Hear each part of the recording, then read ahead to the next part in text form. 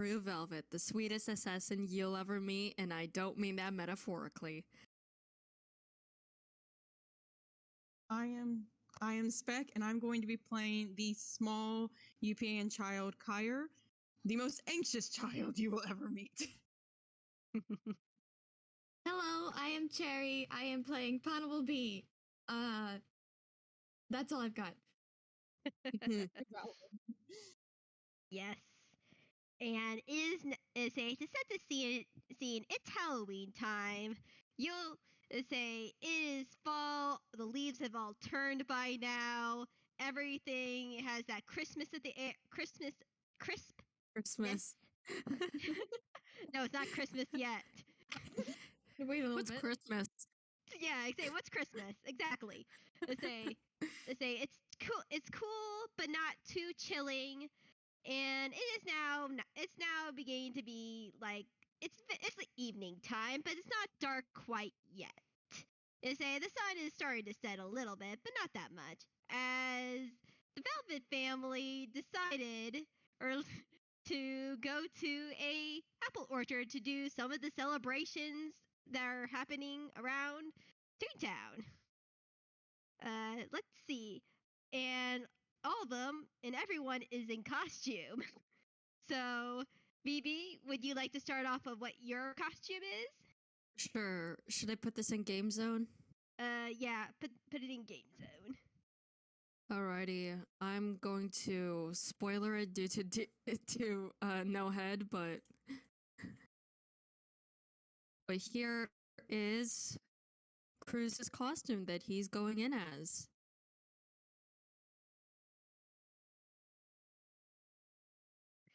Ooh. He is the Headless Horseman.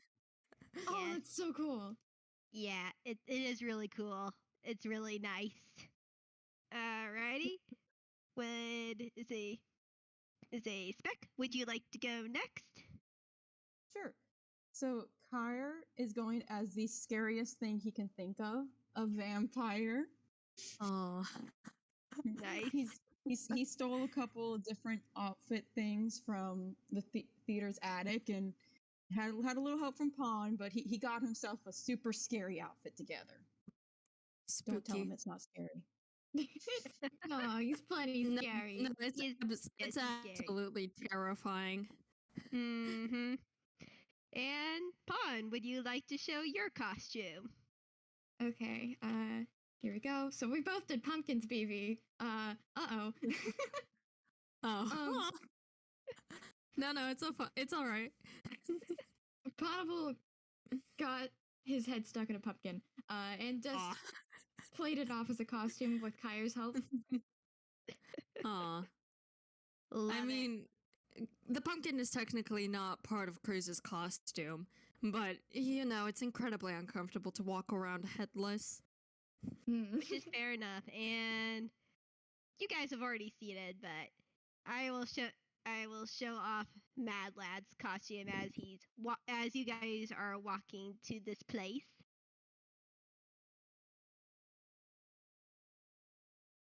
Oh. He's adorable. He's a dragon. He's a dragon. He's a dragon. Mad Lad, my beloved. Yes. Mad Lad, our beloved. Our beloved. I'm sorry. Yeah, it's sort of a mixture between a costume and a onesie in a way. So it's just like, Oh, those he's are so always cute. the best. But anyways, you guys are walking to this place that say Elite Crew has picked out. That is called Beasley's Apple Orchard, and they have a yearly Halloween celebration. And say there's many different activities in there. Even at a steady glance, you see that there's children activities, there's bobbing for apples, there's hay bale rides, there's even a climbable hay pyramid and a small corn maze. And also they have some food vendors there. There's the normal Halloween stuff, but there's also some handcrafted bakery stuff that are in the tents, and also some vendors that are not that are just like people in the community that have their own tents and they're trying to get some more publicity. It's a festival. It's a spooky festival. I love it. Spooky festival. Yes. So here's the important question: did Kire join? Like, did Ponable bring Kire? I don't think we fully discussed that. Or Yes. Okay. To my understanding, Kire has not actually met anybody besides Ponable yet. yeah, exactly. So yeah. So what Ponable, happened? Ponable invited him over. Mm-hmm. Aw. And You know, just to have him meet the family. Kire wants to go wherever Pon goes, so Kire was like, "Yeah, sure." Totally wasn't scared at all. He'll never admit it. Don't worry about the big decapitated dad. Don't worry about him. Yeah. He's trying It's not fine. to. You notice he keeps staring at Crue. Actually, you actually most likely cannot see Kire right now because he's hiding behind Pon. Actually, Aw. he's gonna poke his little head out around, but Kire is just looking at Crue very nervously. Crue, Aw. I'm going to say currently without a head does not see anything. He's currently in a blind sight state, so he does not see Kire, but he's just standing there like Menacingly. Poor Kire. He's a lot less scared of Mad Lad, but he's looking at Mad Lad like, oh, okay, another kid. That's a lot less scary than the headless dude. Like his basic like perception is more than average, and I find it funny that maybe none of them knew that he was behind Ponable the whole time, and now they're at the festival. They're finally poked up around Pon. And Mad Lad sees Kire's like, wait, who are you? And he points out Kire. Oh. Okay. Kire's gonna do a little jump and goes, "Hi, I'm Kire. I'm Kire. Are you the people Pon said we were coming to meet?"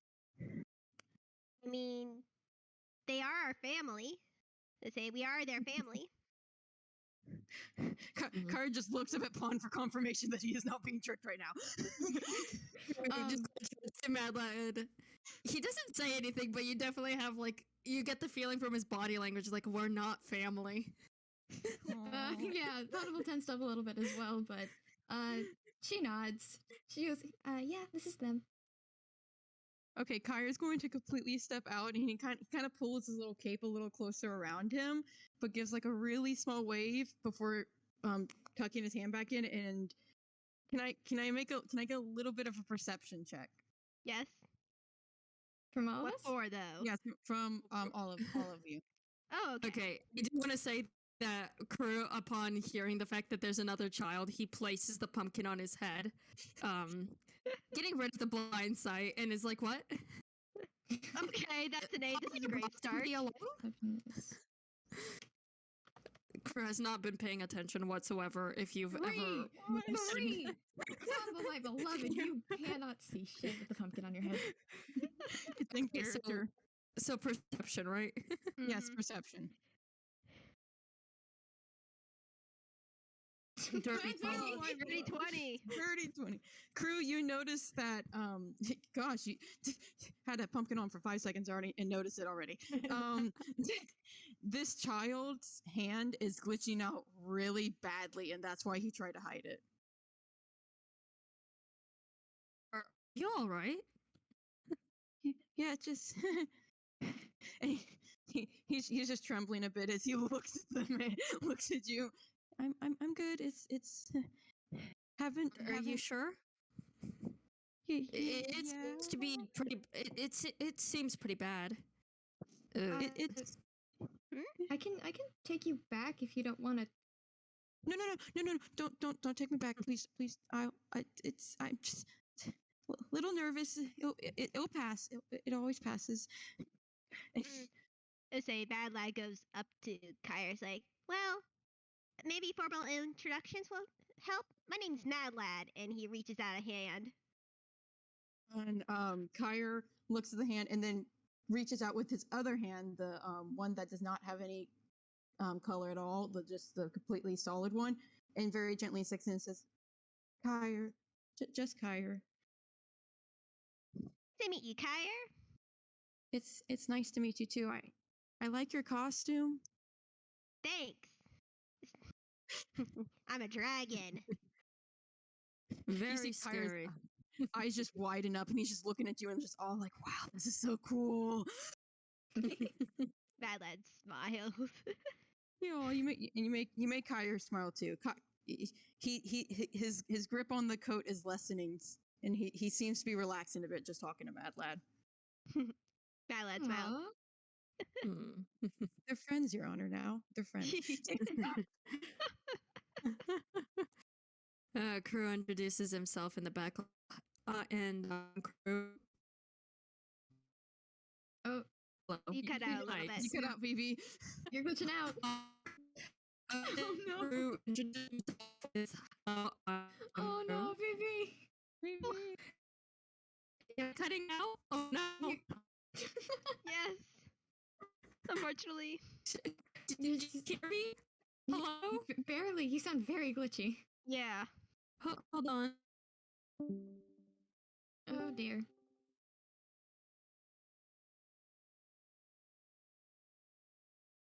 It was going so well. Is this better? Hi. Yeah, Oh, that's there- better. Yeah. Oh, beautiful, There we go. beautiful, Okay. beautiful. Crue from out behind just kind of introduces himself like, hi, hello, I'm Crue. I will be honest, Kire does back up a little bit from you and gives a very, very small wave, but he is still greatly intimidated by the tall man whose head was once removed and now is added on. Crue understands it tends to freak a few people out when he first does this. Maybe it wasn't the best. Maybe it wasn't the best idea to enter the orchard without a head, but come on, imagine the scares and the weird looks he got from people seeing him.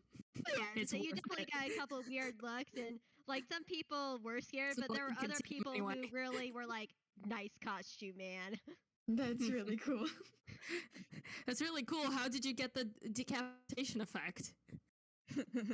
How did you get it? Sir, how did you get it? As a player, I love the outfit. As a Right. character, Kire hates it. Sir, are you all right?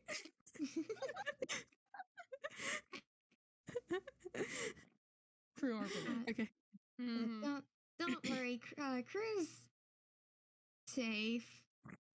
Safe.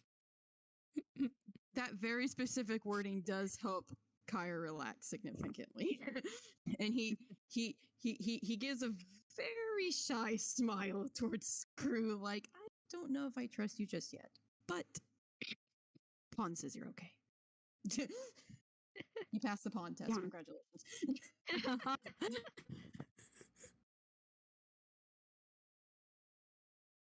Say Mad Lad then smile. Say he smiles at Kyle. He's like, "So, what do you say? Do you want to do anything first?"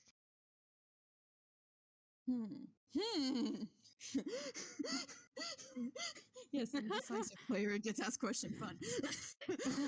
Oh, I'm incredibly indecisive as well. It's cool. It's cool.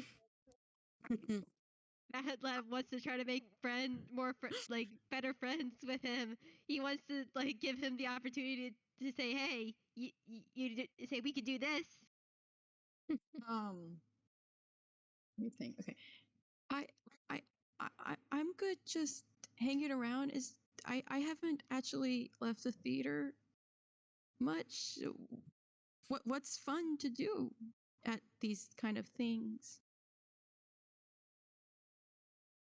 Well, there's multiple activities set up all around. You can go bobbing for apples. I think we passed pumpkin carving station. There's a lot of things. It's all your Yeah. choice. Is bobbing for apples fun? And he's kind of looking at it like he's curious. He's thinking about it, but Oh, it can be lots of fun. It's really fun. Yeah, it's a lot of fun. Come on. As he now Mad Lad started to drag Kire to the apple bobbing station. Oh, Kire kind of gives Pong one last look before he gets dragged off. Ponable's probably just like calmly following behind, but still keeping an eye on them. True. I imagine he stays behind with. Okay, so I wanted to do this dumb little visual as the rest of the kids are running off. Crue stays behind a bit with somebody looking at him, admiring his costume. He notices that person, takes off the pumpkin head, and tosses it over to them in hopes that he freaks them out. See how much they freak out.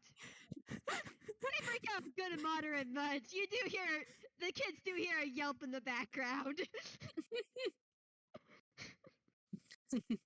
Kire jumps from the scream in the background, but is just too distracted being dragged by Madeline. Yeah, he grabs the pumpkin head back out from their hand politely and walks over to the rest of the kiddos. Yeah. Actually, you know what? Just for funsies, I'm gonna make a dex check for Crue, I'm gonna do a dex check for Crue to see how well he can get over to the kids and not trip on something. Well, he is in blind sight. 6. Okay. Fitting. Okay, trying to recover from such an embarrassing moment, he pops the pumpkin head back on and just just kind of like skitters over to the children. Yeah. At the station, there are multiple large open barrels that like barrels with water with a lot of apples inside. There's about, let's say, the barrels are like can fit like 2 children, like 2-3 children, like with each barrel, like if they're doing it all at the same time. But they say for adults, it probably could just be one at a time.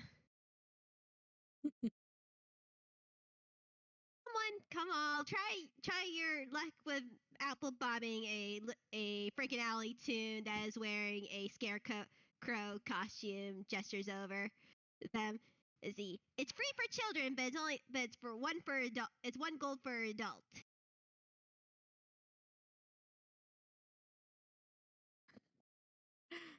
Crue, unfortunately, is not in the mood to bob any apples, so he's probably just going to stand off to the side.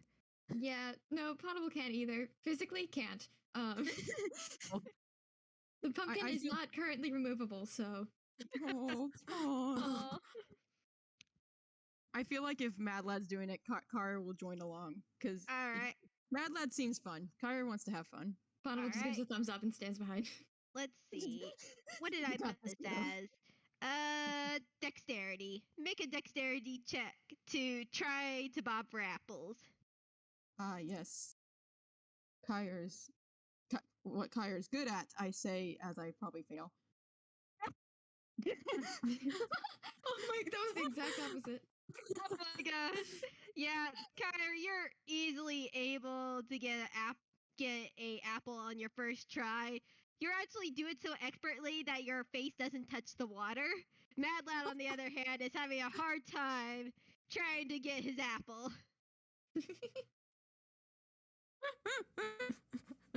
Kire did They're not a bit want to more touch the slippery water than he under thought any it would be. Kire did not want to touch the water under any circumstances. Meanwhile, Mad Lad is like face first in the water trying to get these apples. Opposite And energies. while Mad Lad doing that, the scarecrow costume tune comes out and is like, "Congratulations! Not only if you get the apple, you get one of these," and he hands you a small wrapped piece of candy. Oh, candy! Kire very happily takes it and proceeds to instantly eat it. Okay, let's see what you get. What do I need to roll something? Nope. Okay. Actually, yeah, you roll a straight D20. Straight D20. Oh. All right. You say as you eat the candy, you feel a bit more energized. You see, you can definitely tell that this candy is magical, but in a good way. It's very sweet. It has like the Halloween spirit like infused into it. And Kire, you have +2 AC for the rest of this game. Oh, Ooh, awesome. cool. Cool. Now Mad Lad is gonna again try to bob for apples. He wants to get one now more. There's candy involved now.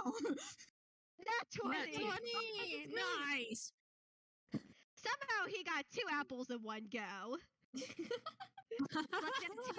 Like that toonish sort of thing, like his that mouth like is in a smile, but he has like 2 apples in it. And the scarecrow laughs and claps her hands like, "Congratulations!" Say that's definitely a feat. Here, have a candy. And he gives Mad Lad the candy, and Mad Lad easily pops out the apples and eats the candy. You're gonna give this boy Oh. one kid. Oh, it's another 20. Nice. Nice. Oh, Is that a good O? Is that a Oh, good O? no. very good. Oh, Mad Lad gains advantage of all D20 rolls for the rest of the game. Oh. Oh, that's really good. That's a good candy. Yeah, Mad Lad is very happy. Anyway, I do have to make one extra roll though. Oh boy. Yeah. Oh. Crue, would you like to make a perception check? Why me? advantage. What? You ask the blind man for perception checks. Sure. You said with advantage, so we got a Okay, well, good thing it's with advantage. That was a 3 and an and 8. 8. Never mind. I told you. Why are you asking the blind man? I thought you put your pumpkin back on your head, so you said you put the pumpkin back on your head. No, I did. I did put the pumpkin back on my head, but that does not make me any less blind. It just takes away the blind sight effect. I'm still cartoonishly blind. Oh. Let's say, Kire, do you want to make a perception check with advantage? Sure. That's Winona, another you're plus scaring me. Oh. Oh boy. Oh boy, that's not comforting at all. Oh, okay, 17. that's better. Okay, good. Yeah, I say, Kire, you notice as Mad Lad like drips out, like shakes his head, like it's sort of like a dog to get out all the water, that his gray hair like disappears, and you see a bright blonde underneath it. I say, Pawn, you clocked this right away. You've seen this before. But the moment that Yeah. Mad Lad notices that his hair is not all gray, he immediately reaches into his pocket, takes out a handful of gunpowder and rubs it in his hair, and then he looks at Kire and like does the shush motion and points to Crue. you expected the blind man to notice the change in color. I wrote the gag. Yeah, you know what? You're right. Oh. Kaya takes a moment to process what just happened, and then just nods very rapidly. Mad Lad gives a big smile on that. That's the importance of little secrets from the adults. Yes. But now, there are other activity. There's pumpkin carving. There is actually, with that perception, Kire, you actually see something very interesting. You see a apple cannon in one corner of the festivals where they're like shooting apples at like looks like metal sheets that are carved into different Halloweeny shapes. But you also see in the back, also another thing in the back, which is looks like to be a haunted mansion. Oh. Oh, spooky. Oh, you said the magic words. Oh. Not to mention. I feel like Kire's going to trying to think of this. Kire's going to point at the cannon and kind of like just very gently tap Mad Lad shoulder and go, Hey, are those as fun as they look? Mad Lad like looks over and notices the cannon, and like you hear a as he immediately dashes over to the cannons. Oh, okay, we're moving again. He just runs so fast, he's a blur. Yeah, there's a cartoony like shape of Mad Lad smoke for like a couple seconds. Kire has to grab his coat because it just blows in the wind from it. He's in such close proximity. Crew's going to be dazed a little bit by what just happened. We're moving again. Huh? Kyle's just gonna walk over to Pawn and tug Pawn's sleeve and be like, and just points in the direction Mad Lad went. Like, let us go. Yep, we're going. Yeah, there's like these air pressurized, like looks like cannons that the person up there is a ghost. It's a cartoon that has a ghost sheet over him, and the ghost said, "Hello, these are the cannons. 1 gold per family." Our family?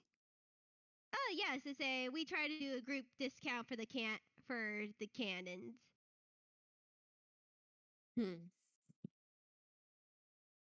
Crew is going to like reach into I'm not actually sure what you know what I'm gonna say it's probably in his hammer space. He's already got enough on him, so quickly hammer space roll 2. Yep. Okay. And he's gonna pull out a little bag full of coins, and he hands over the ghost 1 gold piece. Thank you very much. You can head to that cannon right there. He points to our cannon, and you can see like other groups of families with their own like canyons. So this is like more of a group thing. But yeah, Mad Lad is immediately going to go over to the cannon and try shooting. How does this thing work? Basically, there's a top where you can like put in an apple, and then you can aim it, and then there's a button to shoot the apple at the targets. Okay, you gonna go first, Mad Lad? Yeah, I want to go first. As he then goes to try to aim for one of the back cannons.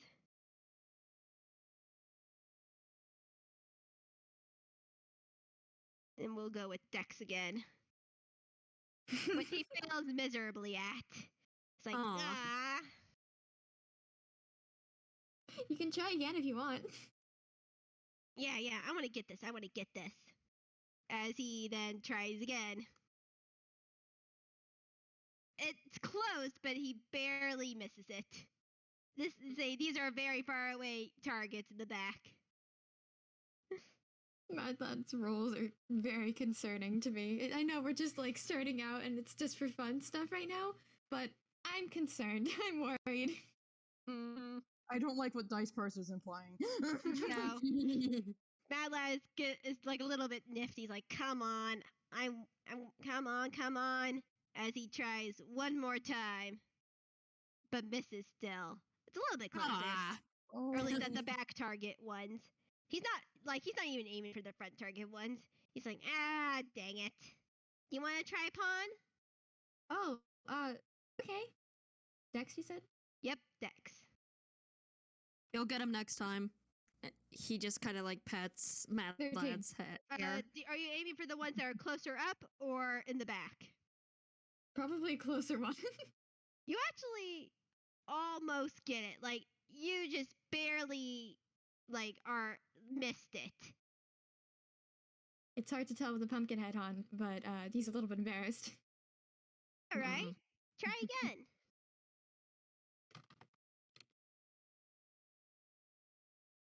That's worse. No. Yeah. Yeah, that was a total miss. The apple just like falls out. It doesn't even shoot. Okay, I'm not very good at this. It's all right. You wanna try, Kire? Kire's just gonna look at it and can Kire give Mad Lad his shots? He can, yeah. Kire's gonna look over at Mad Lad and just see how close he got and just go, you can go for me. I'm still chewing on the candy, which is maybe not. He's not going to admit that's not true, but You know, and also I forgot I get advantage on everything, so Oh Yeah. yeah, the candy. I was gonna Yeah. bring that up, but I yeah, but he would have missed all of his shots anyways. Unfortunate. So he's gonna go with this at advantage. And he does. You hear a ring in the background as he hits one of the far ones finally. And the ghost tune class is like, "Congratulations!" And he hands Mad Lad 2 more pieces of candy. Nice. So Card Mad has a Lad, little clap. Mad Lad is very happy though, and he then hands 1 candy to Pawn and 1 candy to Crue. Here, I already had mine. Oh, thank you. You're Oh. so sweet. Aw, thanks. Mad Lad does not want people to feel left out. Ponable's probably just like slowly messing with the wrapper before she actually opens and eats it. All right, both of you roll.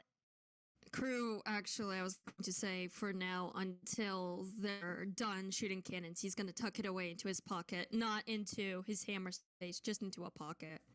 All right, then Cherry, you can roll a straight D20. 4. Say you feel a little bit more. You say you feel the Halloween candy go through you, the magical energy, and you feel like that you not have more energy, but it feels like you are like have better aim. You feel like you see a little bit. You feel a little bit stronger, and you have +2 on damage rolls for the rest of the game. Cool. Nice. Yes. And say, I'm guessing that maybe they stay there for a little bit longer before Mad Lad then sees the haunted mansion. Shame, I wanted Crue to actually have a turn on the cannon. Oh, okay, then you can do that. You can do that. Yeah. Because I feel like he's seeing all the kids shoot, and he's like, you know what? I paid for it. Might as well have some fun. He's probably going to go for one of the further back ones. He doesn't care if he hits it or not. 19. Cake, Dad! Cake! Dad! Shooting at the far ones or the close-up ones? Far ones, I said. It looks like it should have hit, but it doesn't. It just barely scrapes it. Oh. No, well.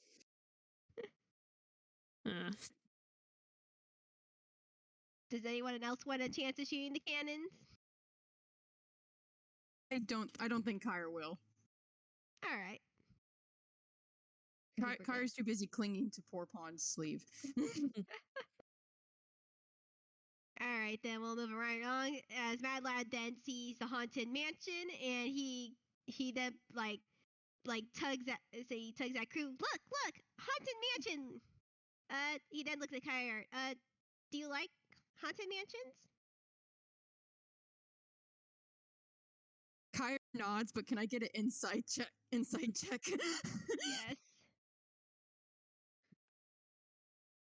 See, what's your insight, my boy? But you two, VB, you and Chair could also do it if you want. No.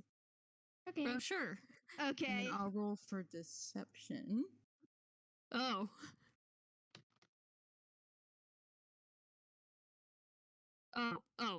What?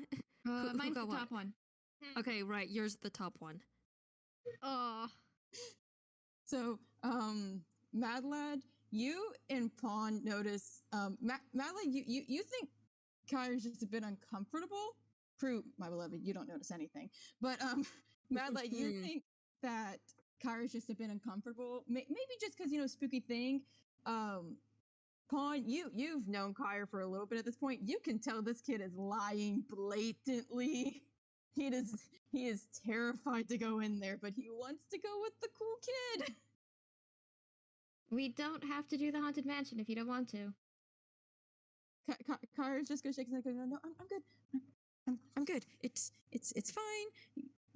And then he pauses and goes. He goes, "You're gonna be in there, right, Pawn?" Yeah, no, yeah, I can go with you. Mad Lad goes over to Kire and like he tries to hold her hair. It's like, yeah, and we'll be I'll be with you all the way. You don't have to worry about anything. How quickly does he try to grab Kire's hand? He doesn't like go quickly. He doesn't go like very quickly, but it's more like a very much a reassuring motion. Okay, Kire allows him to take his hand then, and then he looks upon it and he just does a little nod. He's like, okay, it's gonna be fun. It's gonna be fun. It looks fun. Everything here's been fun. It's fun.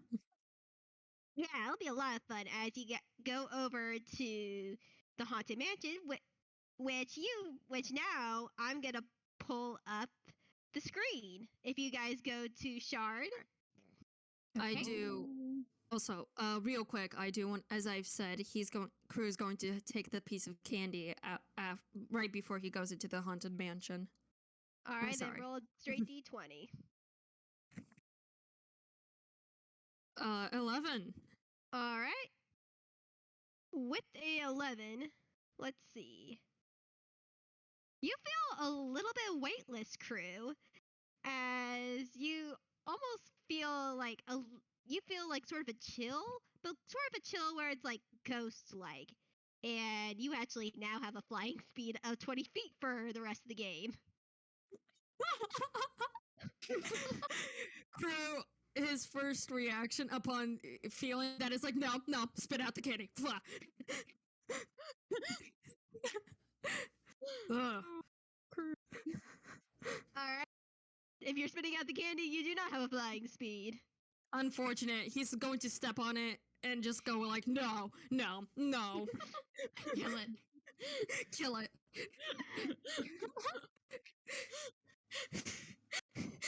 I'm sorry. Closer to Pawn.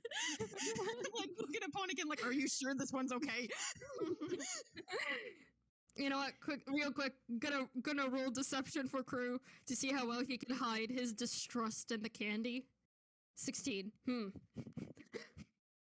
Everyone just thinks that you just hate that flavor. Yeah, it just tastes bad.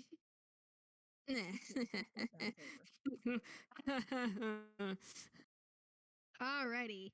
You got up to this haunted mansion, and as you do, it's a very well built like haunted mansion. You're actually a little bit impressed that something this sort of fancy is at this sort of place. As you then see this person. Oh.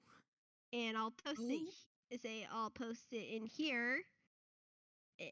Let me get the picture again. Sotaro, you are amazing. They made this art. Soto, our beloved. Yes, Soto. And Soto, if you're listening to this, thank you. You're amazing. Yeah, and you see this. It looks like the real kind woman, at least by the design of their clothes. Like, come up. Because she's wearing a black and orange gown with a plague doctor's mask on. He's like, oh, hello there, sweeties. Where you come to do the haunted mansion, darlings? Oh, yes, we have. Oh, good. You'll have tons of fun. Now, I will warn you, there's a little bit of magic in this haunted mansion. It's of my own design, but don't worry, there is no danger at all. All right, that sounds fun. That sounds fine. Good. Kire nods. Kire nods. There's no danger, so Kire does not mind. Though he is standing a bit farther away from the real kind-looking person. Crue, he's a little distrustful at the fact that there's a bit of magic, but again, if this is a carnival, what kind of crazy magic's gonna be in here? What could go wrong? Yeah, what could go wrong? Okay, say it like that.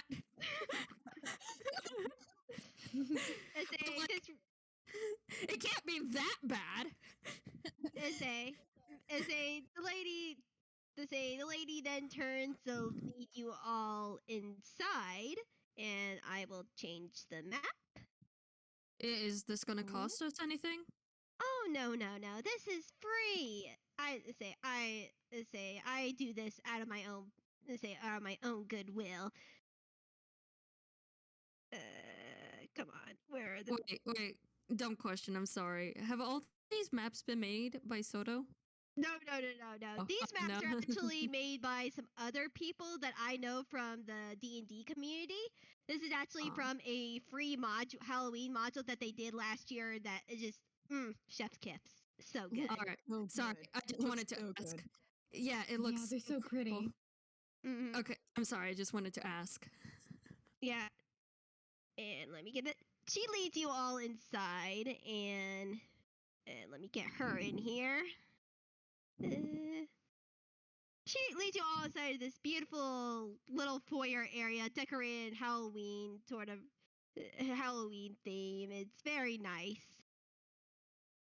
And she leads you, and she goes over to the crystal ball, which is right in the middle of the room.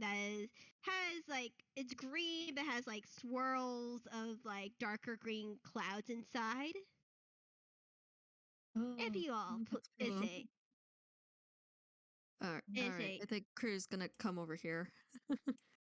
Now if you all please, put your hands on this crystal ball. This will activate the magic and make sure you're able to make sure to experience this haunted mansion properly.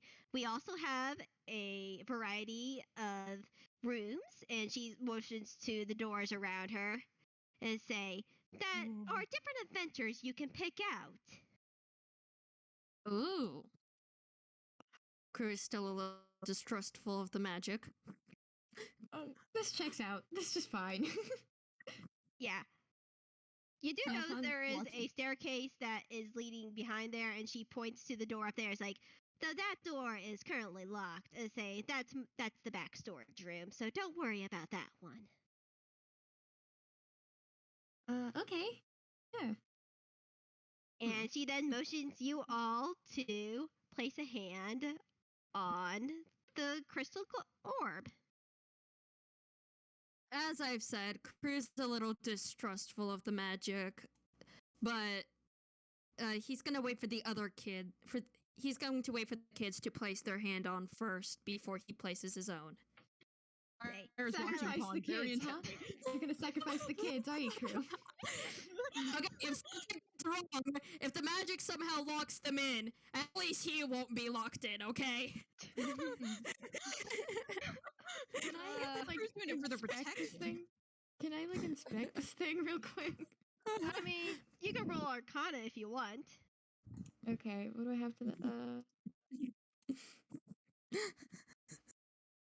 7. This is fine. This is just a magic orb. Ponable puts a hand on it. Actually- I'm sorry, I wanted to say, could Crue roll Arcana on it? He can. Possibly. Again, he's not very trusting of this magic. 6. Oh my gosh. Just a magic orb. Just a magic orb. Yeah. With Yeah. Pond's Mad Lad hand puts on it, his hand on the orb. and then with Pond's hand on it, Kire reaches forward once again with his non-glitching hand and touches it, very very nervously, but touches it. Crue. You sacrificed the children already. Come on, Crue. Nothing has happened. Nothing has happened. He releases a sigh as he places one of his hands upon the orb. All right now, darlings, if you hang on for a second, I will adjust this. She places a hand on the orb too, and you can feel a magical sense go through all of you. But as you do, Ew. the orb then suddenly turns from green to red. As she then looks at Mad Lad. Now this is something I usually. She then goes over to Mad Lad. Oh, boy. Winona looks up at this person and he's like, what do you mean? Well, someone like you doesn't come around often to this place. I feel like has to be examined further. And before any of you What? I don't like this. I don't like this. before any of you react and Mad Lad to react, she eventually grabs Mad Lad and puts a hand to his face, causing him to go unconscious. Hey, Oh. Hang on. Lady, what are you doing?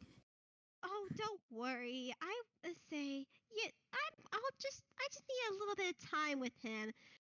You three, as she then, with a poop of smoke, vanishes and reappears with Mad Lad right here.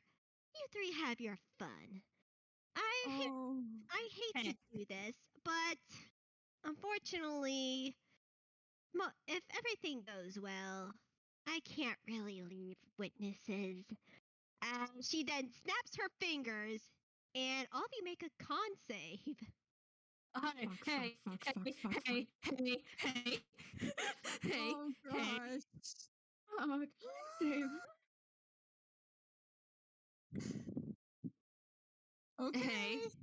18. I got a 7. No, Crue. I got a 10. Fire. No. Fire's Wow. freaking out too much. Kire and Crue instantly fall down immediately as they are knocked unconscious. Though No. Pawn is still standing, and she gets a health toy. He's like, well, now, usually that works right away. You're a little What are bit you more stubborn. doing? What are you? Looks like I had to be a little bit more forceful. As the orb grows a brighter red, as you can see as shadows appear on the wall, this her shadow that goes from her humanoid self turns into a more tentacle and bug-like appearance. Holy shit. As you are make another Constitution saving throw with disadvantage. I was gonna ask if I could Oh, okay. You know what? No. No, that's an 8. Pod, you fall asleep too, but in a more terrifying dream, as you feel more magic wash over you. Oh, boy. Winona, I am scared. Winona, the fear and excitement, very dual emotions. Before you fall asleep, Pod, you do hear, maybe if you can make it through this mansion, I will let you live. I don't like that. She probably just lets out a string of growlix, the last thing she can. Alrighty. And as you guys wake up, it's an empty room. And however, you don't feel like exactly yourselves. What the fuck? I don't like this. I don't like this. What does that mean? Winona, what does that mean? Winona, we need answers. Settle down, my children. As you guys can see yourselves. As you see yourselves. As you then look down at yourselves, and you're not in your proper bodies. No. No.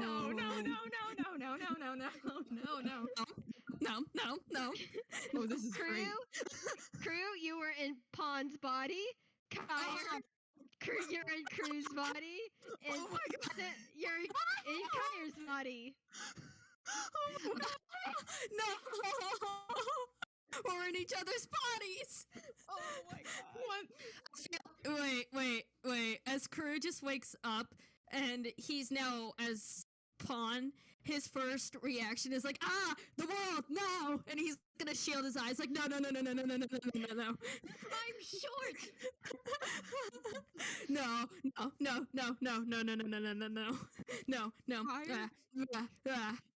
He's gonna take the pumpkin that is stuck on Pons' head and he's gonna turn it backwards. If he can. It's stuck on there pretty good, but you might be able to. You know what? I'm gonna make a quick strength check to see how well he can do it. I know his strength is crap, but... Yep, no. The thing doesn't budge. So guys. Okay. I did not expect that to go in this direction. Oh my gosh. I was not expecting it either. I was mentally prepared for Kire to blue screen. This is not what I was mentally prepared for. Well, I'm not sure if you can actually blue screen as Crue. You can't. Kire doesn't know what to do. Kire's just kind of struggling and panicking in Ponable, his please. body. I mean, like, this isn't, like, the biggest difference here is that Ponable is short, right? Like, otherwise, it's fine, but, this is still a very big issue. Actually, okay, I'm sorry, but if you're in Crue's body, I do want to say, as you, like, wake up, the first thing you see is absolutely nothing. Everything is pitch dark. If you do try to release a sound or try to talk, you quite rather make kazoo noises. You just hear just the most panicked kazoo, like just very quiet panicked kazoo noises as like the Crue's body is just trembling. Kire is so used to panic, meaning glitch or blue screen, that he doesn't actually know what's supposed to. He's just kind of trembling and he's kind of like just his hands are twitching and he reaches up and feels like there's like a no neck and just freezes. Well, there is a neck, but there's no head. That's what I meant. The disconnection. He just freezes.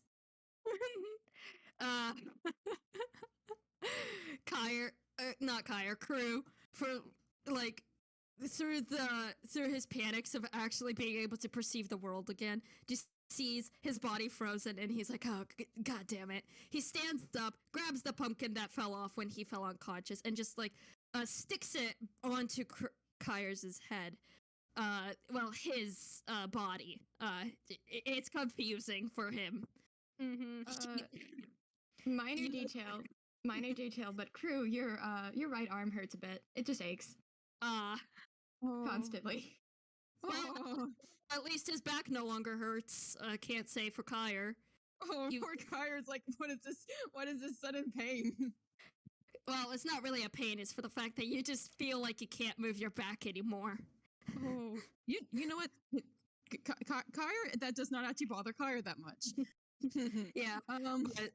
Kire, as the pumpkin gets placed in the place of your head, you regain your ability to speak, and it is completely optional to you if you want to perceive the world or not. I'm gonna roll a D2. Two means he can see. One means he can't. Just because I. For the sake, let's just say you can see. All right. For the sake of it, okay. Yeah, let's just say you looks can. over and sees his body and just points at it. I'm gonna point at you.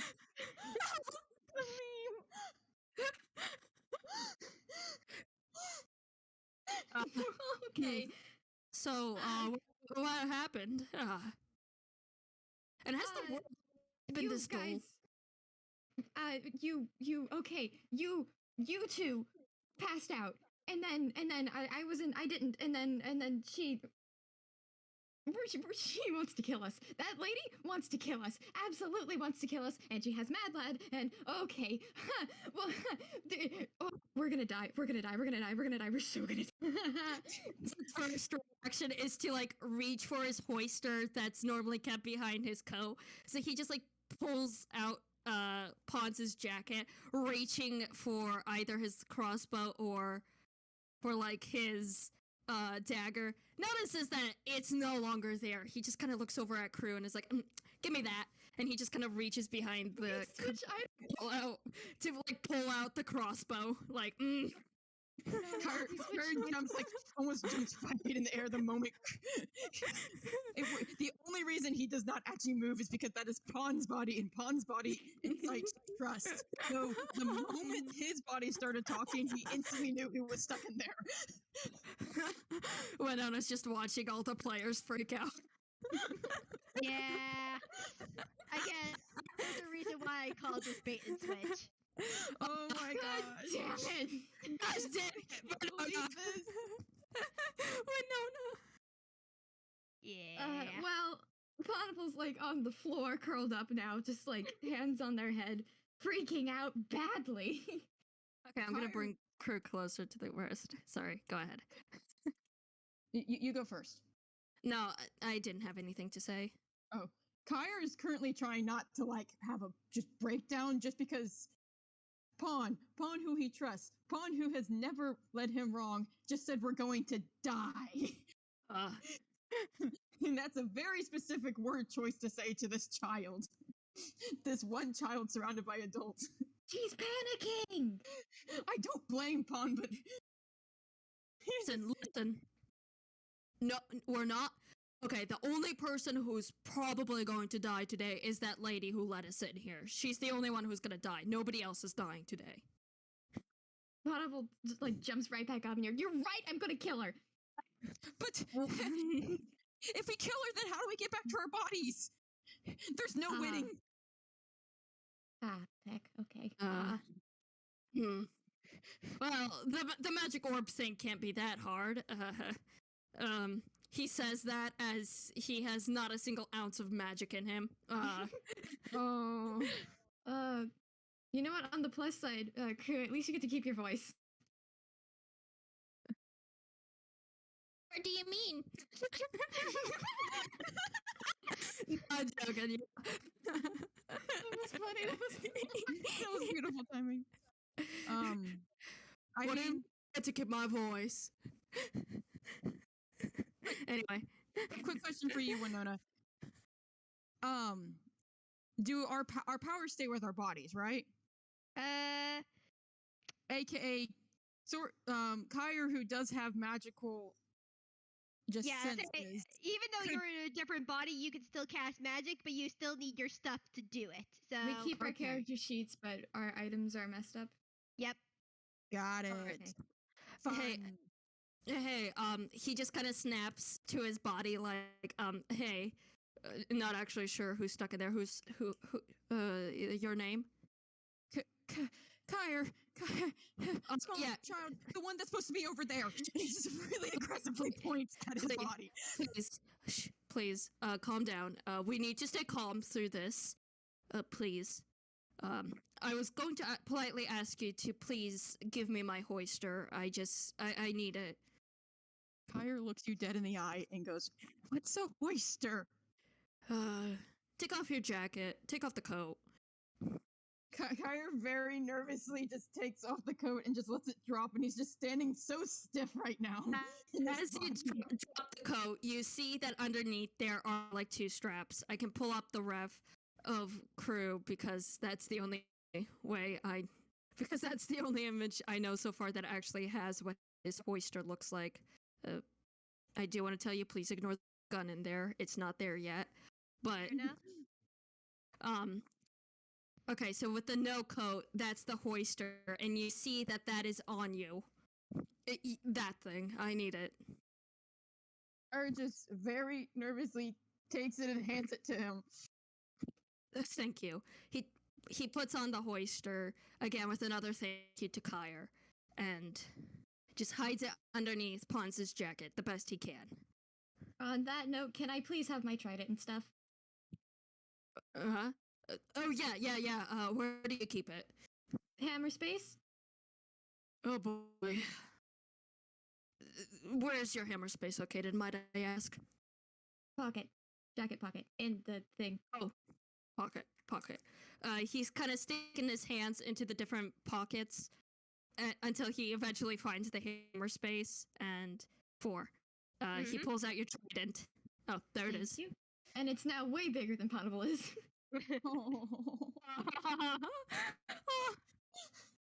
Kurt tries to hold back an Oz. Like there's this little kid holding a giant trident. Okay, this is inconvenient. That'll be fine. Kire Oh. realizes what they're doing and just very nervously goes to Pawn and says, "Can the dagger, this in the Oh. sling, and there's this.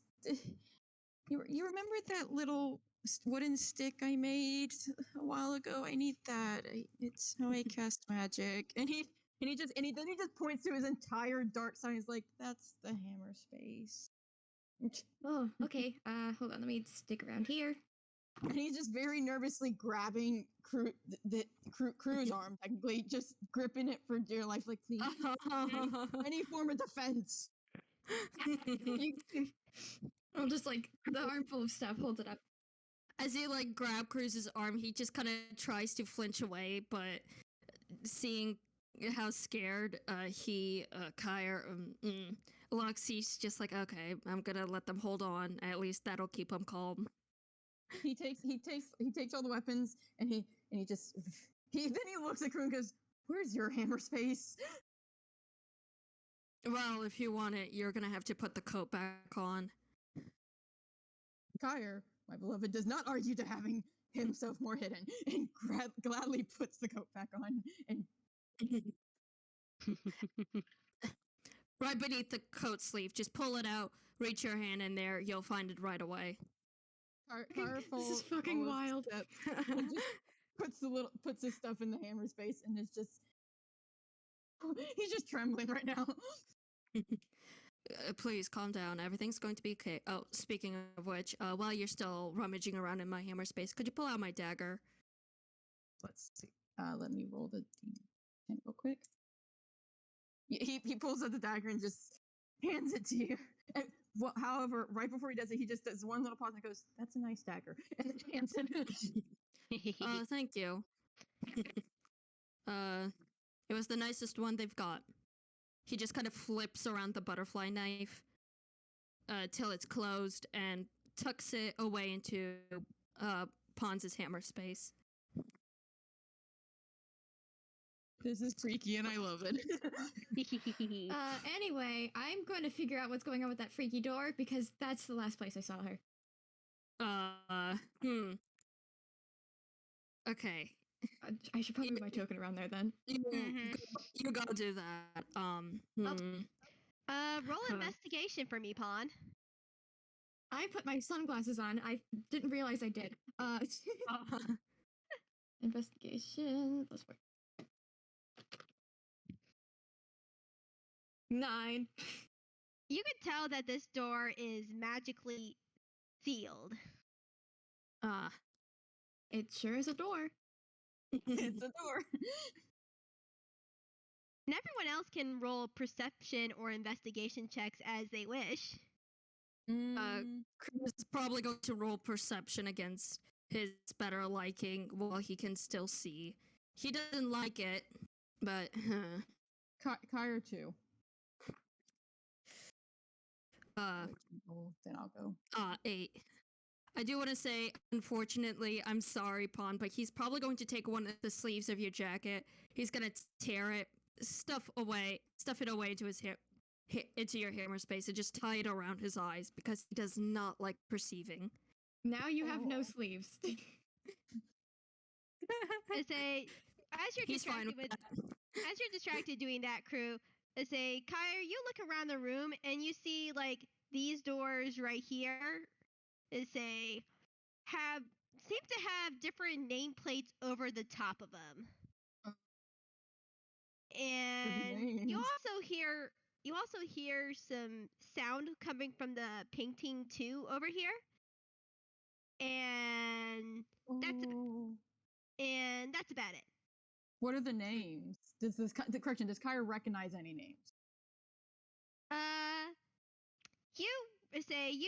You do with that like perception. You also remember that each door, she said, is like its own haunted adventure. The first door says spooky graveyard. Second is horrifying garden. Third, which you see is right underneath you actually say no wrong. Say I'll do this in order of the doors. Say the third door is puzzling lights. Say the fourth door is haunting art. Fifth door is parlor of tricks. And the sixth door is the altar of stone and blood. And you see underneath the painting, it says "Spooky Pirate Adventure."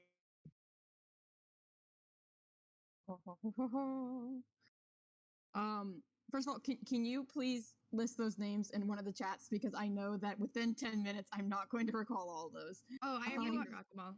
Oh yeah, I'll say. I will say. I probably should have this prepared, but I didn't. So all right. You're absolutely valid.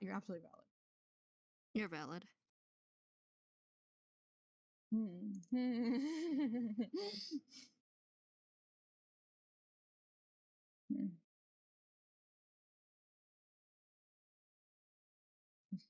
Kire does not want to move is the problem. That is very much unfortunate. Kire knows he has to. Oh. Even though he kind of realizes it's not Pawn, holding on to Pawn's arm, it's helping a lot. All right. So and he's going to. I think he's going to take. Wait, you go. So I was going to Those are the different say, names that you see around the room. Crue is kind of like over here, like, do we have to go through these doors? Will they bring us to Mad Lad? The lady said that if we survived the mansion, she'd let us live. Something like that. Nothing about Mad Lad. Yeah, no, me too. Yeah, that's the thing that concerns me. So what if we survive this? That won't guarantee that she'll bring us Mad Lad. So we're gonna get Mad Lad. Kire's nodding. You know what? You know what? At the end of these adventures, if she does appear, we're killing her as soon as she appears. I'd like to have me back as well. Figure that out. We'll figure that once we get out of here, okay? We'll figure that out. Yeah, all right. I know plenty of wizards. Come on. I don't think the store is gonna budge. You also notice, Kire, with that 18, that similar, say that the door that you came in is also sealed shut. Oh boy. Can't just leave. That's fun. And as you get closer to it, Crue, you also notice that this door is sealed shut with magic. Well, that's fucking great. I want to look at the painting. I'm gonna go over here and look at the painting. All right. You go over to the painting, and right away you hear noises of the ocean. You hear the shh sort of noise. Okay. Can I roll like investigation or something, or is that all that it's gonna find there? You can roll investigation. However, I say roll your investigation first. Yes. Okay. 18. With the 18, you can feel magic coming off this painting. And you sort of get the slight feeling with having the name being Spooky Pirate Adventure. You feel like it may be one of those cases of you jump into the painting. Ooh. All right, Mario. I love that. Okay. I guess we're just gonna have to pick a direction and go. Do we stick together, or? I am not splitting up. I would not recommend that either. Kire is completely down for not splitting up. We could do them in order. I don't really know what else to do. Could we start with the puzzling lights? That doesn't seem too scary. And, the lights guide you, right? He is trying his hardest to sound like he is not terrified right now. Puzzling lights. I mean, Crue's got no objections against this. He's blind. Well, at least he tried to make himself blind. He tried. Is it working? Maybe. He can't tell. All right, you guys are going. Do you guys want to go into the puzzling light room? Yeah. Yeah. Yeah. I say we do. All right. You go into the door that leads into the light room, and you see this. Oh. What do we see? Who? Oh, okay. Who? Uh, Who? Oh. Who? Who? You go into this Who? room where Who? you see this grid pattern of glowing altars of different colors, Oh. and 4 plinths on these outside, like right here, that have orbs of matching color. But you also see 3 different tables. Oh. Interesting. Okay. Is it okay if I quickly make an intelligence check just to see how smart Kire is actually going to be during this puzzle? Yeah. Okay. Because he is currently panicking, so I don't know if it would actually be any use. Okay. Kire's feeling pretty smart tonight. If you look around this room and look at this grid pattern, you notice that on these tables, there's the same grid pattern with no lights lit up except for 4 different colors that seem to correspond with the little holes in this grid pattern right here. So the orbs are removable. Yeah, you can actually pick up the orbs yourselves. Cool. Okay. Oh, cool. We can move the orbs. Okay. So I may or may not have an idea on what to do. Not sure if Crue knows what needs to be done. That's why I had Kire check the intel. I want to see if Kire's how well Kire's could actually solve this. Actually, I'm gonna make an intelligence check for Crue because I have an idea of what we can try. Not sure if Crue shares that same wisdom. He does not. You know, I say it's above a 5. This is an easy puzzle, so yeah. So you Okay. get that thought. Yeah, and you can actually pick up these orbs, guys. Like, you can actually move them. I just have them over. Okay. Oh, Okay. cool. Okay. Yep. I have an idea. Okay, so hear me out. Hold on. Don't move the orbs yet, please. Okay. Okay, so here's an idea. Each one of these tables represents something. There's 3 of them, right? So, what we have to do is we have to put these orbs on the one spot where it isn't lit up. So, for example, here, let me show you. Let's take this yellow orb right here. So we can't put it here. We cannot put it here because, sorry, I'm just demonstrating right now. Okay. And we cannot put it right here. I'm sorry, I'm just visually representing because I cannot point out with my character. So the only place where we can put it is here because there's no light here. Is that correct? Actually, Would that work?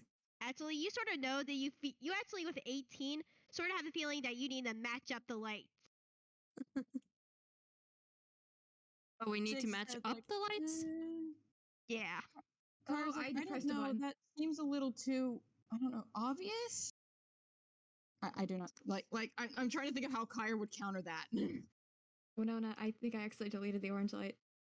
Oh, I got it.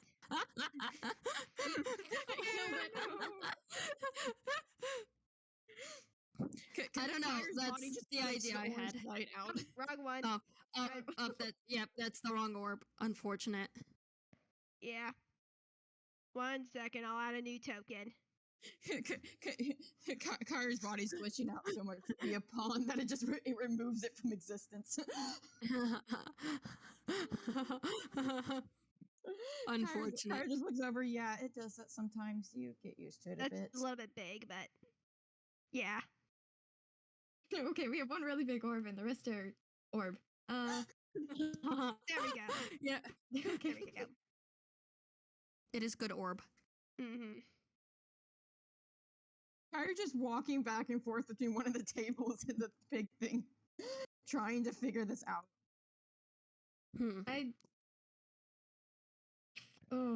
get we get Has nothing happened when Crue placed like the orb on or No, but when you place it on this one right here, as you like went across it, this glows brighter. Maybe oh we do an order. So Kyrie's gonna walk over to the green one, pick it up. He's gonna put it right here. That green orb grows brighter. oh okay. This okay, might cool. So work.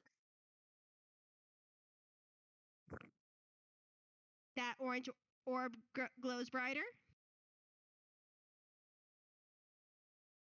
And as all those orbs go into place, this table right here glows, and it glows a green.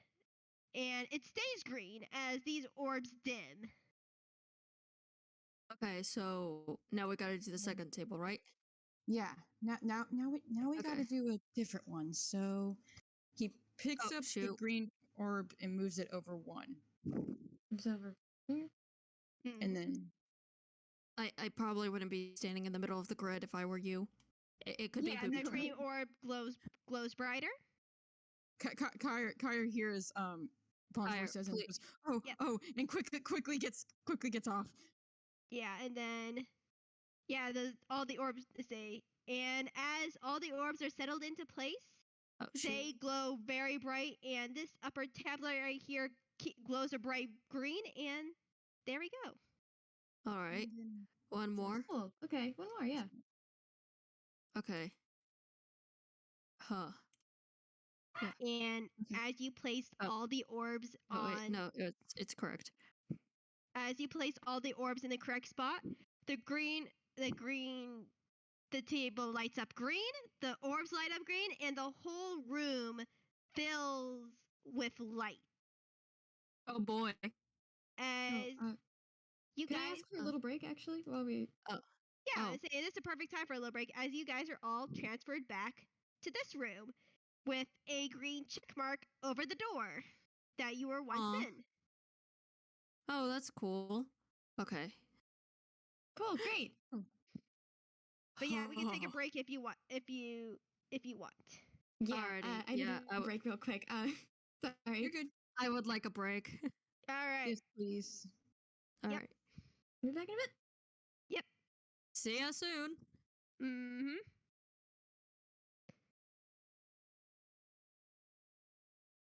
I'll pause the recording really quickly.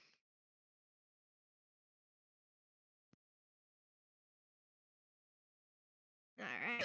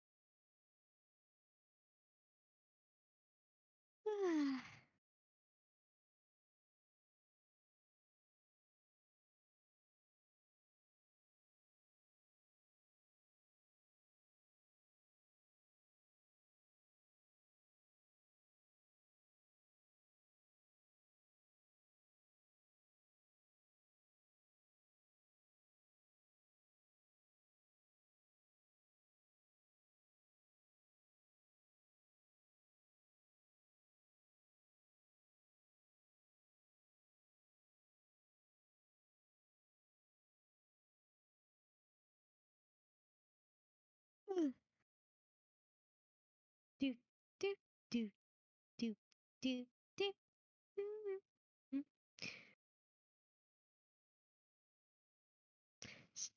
Recording, it's probably a little bit quick for that, but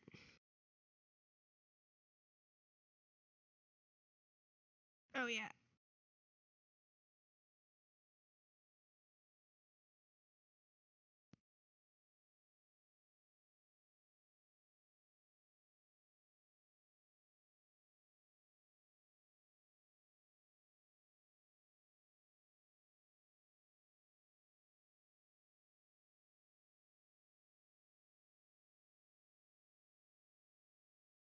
I live again. Woo! Yay!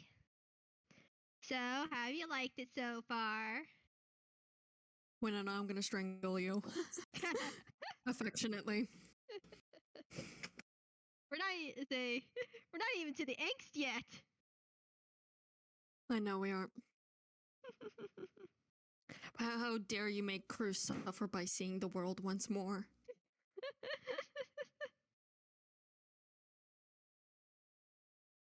Ah. Crue is ready to kill this woman. Mhm. No hesitation, nothing.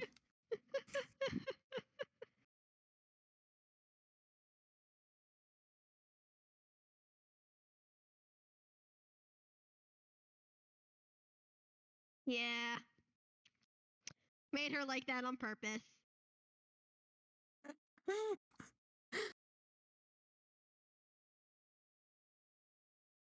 I can't believe it. Crue may be in Pons' body, but he still is as weak as a twig. Mm-hmm.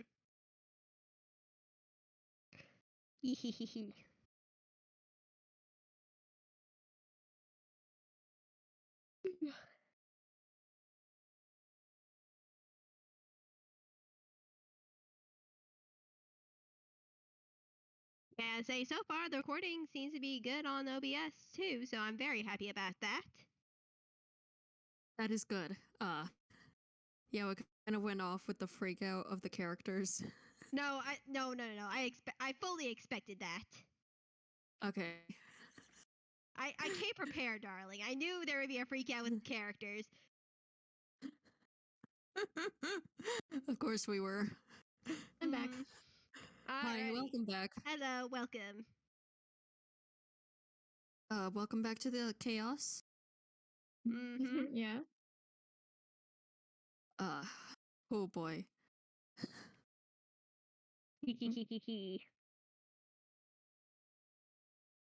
But now I can delete these tokens off the map. Because I won't need them anymore. Perfect. Also, technically won't need these either, so.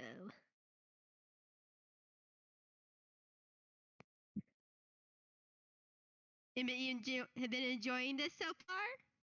Oh yeah, it's so fun. Absolutely enjoying it. I have no idea why I chose that to be Crue's voice, but it is now. He sounds way too calm. Yeah, no. I can just like picture the immediate change and like Make sure. well, yeah, no, my words left me. That's fine. You know what? I'll color this in later, but for now, I'm going to just share what I've been doodling to keep myself focused throughout the game. Fair Yeah. enough. Should I share this in Coconut Gallery, player discussion, or in Game Zone? Wherever you want. Yeah, wherever you want. I'm going to share it in Game Zone. Nice. Yeah, he tucked away the jet into the hammer space, so. Nice. Hey, Spec. Hey. Hey, Sorry. back, I'm welcome back. Say, Welcome back. Are you guys ready to go? Yeah. I Yep. am. All right. 3, 2, 1. And we're back from our little break. Hee. Hooray. You now see that the door that you came through now has a check mark on it, and there are other doors to choose from now. Okay. What sounds the easiest?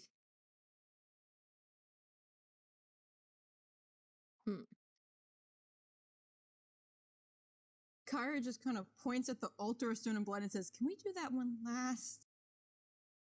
Yeah, I'm not really too jazzed about that one either.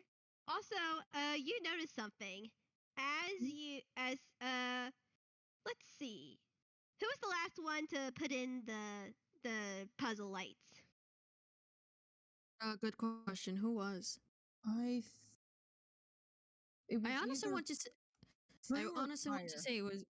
I personally want to say Crue because that's the last person I can remember who moved the Yeah, I light. think Alright. I think it was you, Vivi. All I'm right, like, I'm pretty sure it's Crue. It's Crue.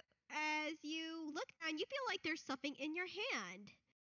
As you see a blank parchment sheet in your hand. Oh, that's fun. Oh. And what's your strongest memory as of right now? Strongest memory? Yeah. Heckneck woman, and as like he falls unconscious on the floor You with Mad Lad. you see on the paper as it forms the image of the woman exactly like a photograph onto the paper as you like think angrily as you're falling down. And out of character, you Wow. also this is a magical object that you've earned. Ooh. He's just I will- looking down at it like, wow. Yeah, I'll give details later, but just want to let you know. Alrighty, thank you. He's mad at the paper. I know the paper did nothing wrong, but like, wow. Thanks. But yeah, you again have other doors to choose from. Kire's gonna let somebody else choose this time. He's done the only one that did not terrify him as much as the others. I guess let's go with parlor tricks. It sounds innocent enough. Yeah, parlor trick sounds the least dangerous. I was You going to say it sounds the least terrifying, and he just kind of like looks at himself. Well, at least at his own body. He's looking at Kire. It's the Alright. least terrifying sounding one. All right, you guys walk into the door where you were met with this scene. Oh. Oh, wait, it has to. Kire? Oh. Okay, I'm gonna be honest. And almost instantly, Kire tenses up, and he's like, "It looks like the study. It looks like the study. It looks like the study." Well, it seems charming enough. This looks like an escape room. It kind of is, huh? I mean, As you like say, it looks like an escape room. You kind of see Crue go like, "Oh, I like those." Kire, what's an escape room?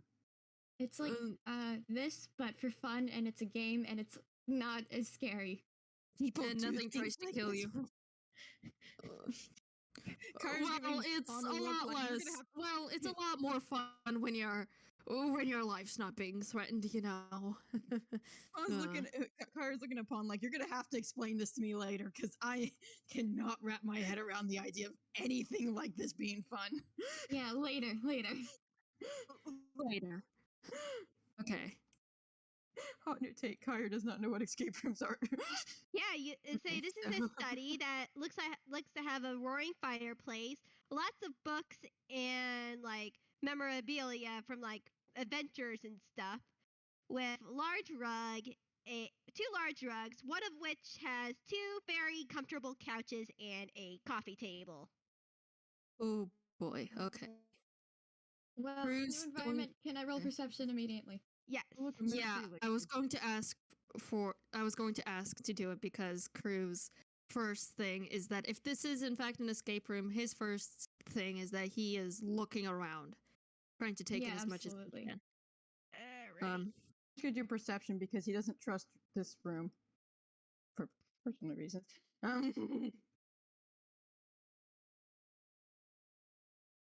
Oh, I'm the +4. I'm the 17. alrighty. I'm the 29. I'm You're a the 10. 10. Haha. Crue. Alright. I need to check something really quickly. Kire, my beloved, you're actually doing good on perception. Are you feeling okay? No, you are not. I mean, you're kind of in Cruise's body. That's why I'm concerned. You're taller. You can see so much more. Kire's experiencing the joy of not being like 4 feet tall. All right. I get the opposite experience. Thanks. Cruise probably shrunk by a few inches, but it's not that big of a change for him.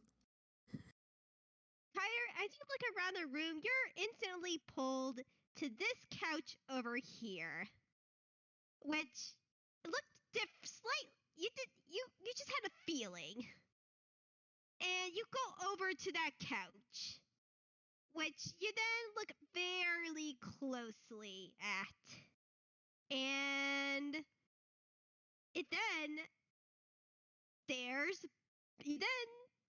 back at you. Oh. Oh, what? My Oh. goodness. The mouth Oh my God. forms as it tries to bite you. Oh, do I need to make a dexterity save or something to not get bit? Let's see. Yeah, I think so. Because Kire's going to jump back, or at least Yeah. attempt Jump to. all the way to Saturn. Mm, Or Jupiter. I don't know. 13.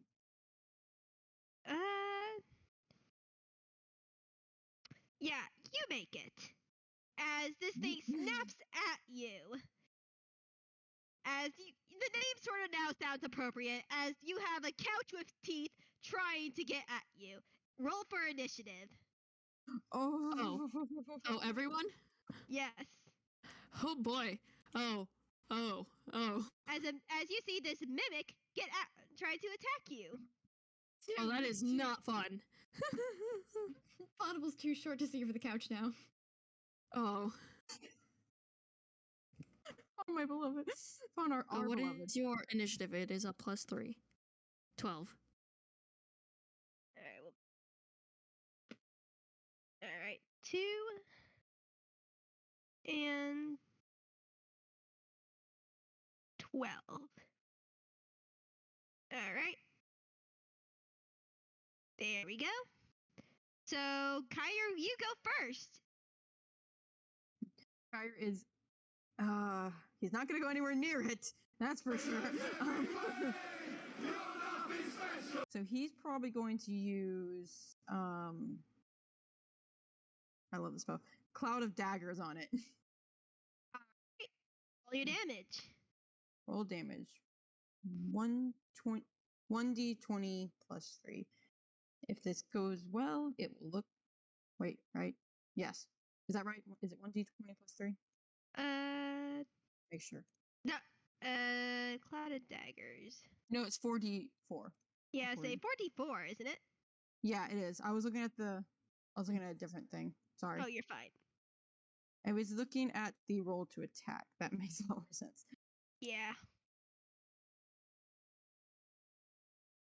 14. Yeah, you get 14 damage on this thing. All the little daggers look like that one dagger Kire asked for earlier. There's just a bunch of little Kire daggers. Nice.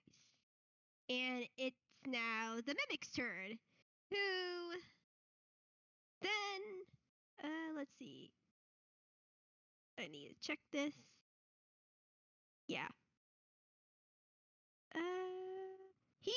This mimic goes over to you and tries to bite you. Let's see. But fails. Oh. Good. And that's its turn. Crue, you're up next. Sorry, I'm currently trying to understand what sneak attack means over here. And never mind. Don't mind it. Okay, so I don't know. I'm having trouble understanding what it means by advantage on the attack roll. Say if you're not seen by the creature, you get advantage on your attack roll. So Okay, so yeah. can I make the argument, since technically Crue was behind the couch and the couch is focused on Kire, Would the couch have noticed Crue? I will allow it for this time, yes. First Okay, off, that's I Charlie know. again. I know as soon as he attacks, that's no longer gonna work. But Yeah. so You can have sneak attack so- on this one. alrighty. So Crue, he unsheaths his rapier as he gets closer to the mimic from out behind, and he's going to try and stab it. All right. Okay, so let me pull out the peckings is my rapier. I'm sorry, it's a bit hard to navigate. Okay, Okay. here we go. So 1d. Nah. Yeah. Unfortunately, that does not hit. Does not hit the mimic.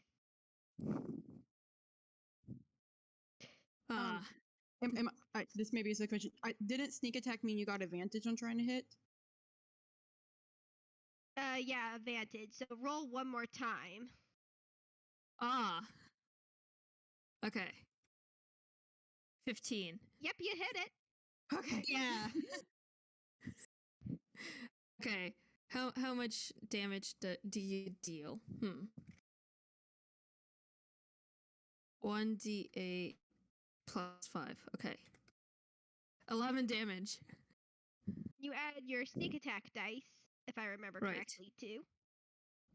Correct. Sorry. No, you're fine.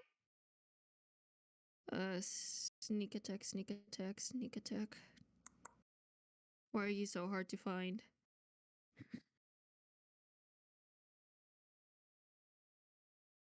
Alright. 1d6. So add a d6 to that. 6. So that is 17 damage. Alrighty.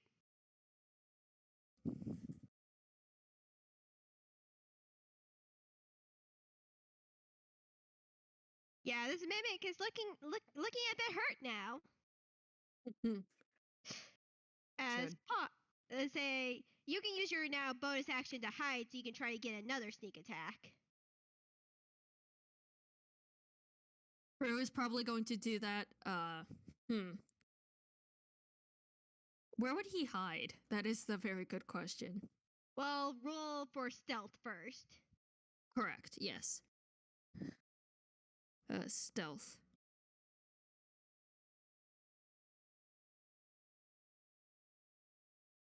$16. Okay. All right. That is a thing that has been recorded. All and right. Pawn, is your turn.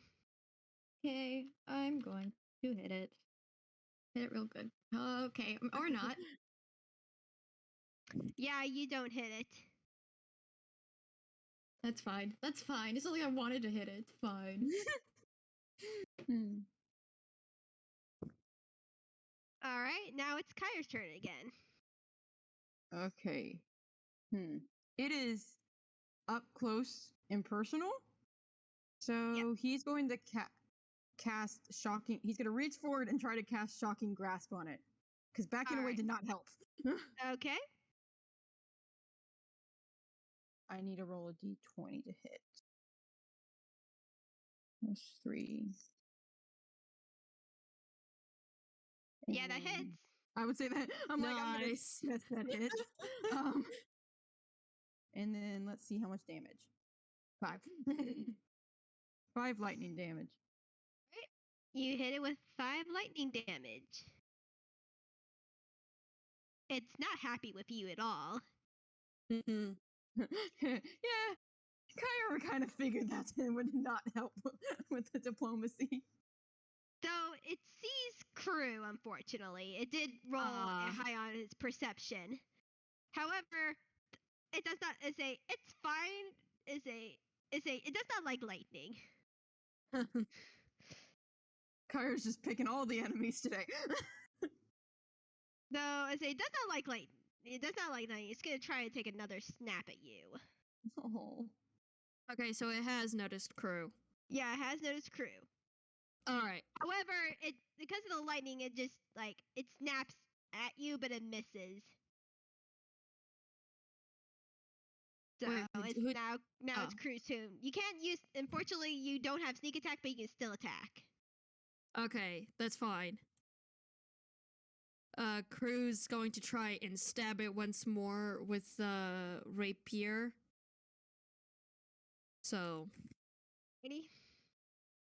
sorry, looking back up at what I can do. Or, well, not what I can do. 7. No, nat 1. Crue, why? Let's see. Let me roll a percentile dice. Oh boy, oh boy, oh boy. 40. Okay, so good news is the mimic does not have your rapier in its mouth. However, it is like pushed to the side, like right here. Like it's right next to you, but you're currently disarmed. Oh no. Oh no. As he is disarmed of his rapier, actually, what's stopping Crue from reaching for his rapier once more? He still has his movement. You can actually use it as your bonus action if you want. Sorry, looking over at what he can do once more. Yeah, actually, what he's gonna do is he's. So you said it's a bonus action to grab the rapier. Yeah, it's a nat 1. Unfortunately, you'll have to use a bonus action this turn to grab your rapier. Okay, so as a bonus action, Crue's going to grab his rapier, and as a free, is reaching into the hammer space Free action, is yes. free action. Yes, so he's going to reach into into Pons' hammer space. Okay, it takes him a while. He catches himself before he reaches into his hammer space, remembering he's in Pons' body, and he's going to pull out his dagger, doing 2-weapon fighting. All right. And Cool. that's the end of his turn. Yep. So now it's Pons. Since I just realized Ponable's actually back here, I'm gonna move him forward a bit. All right. And now I can do a funny little hit. All right.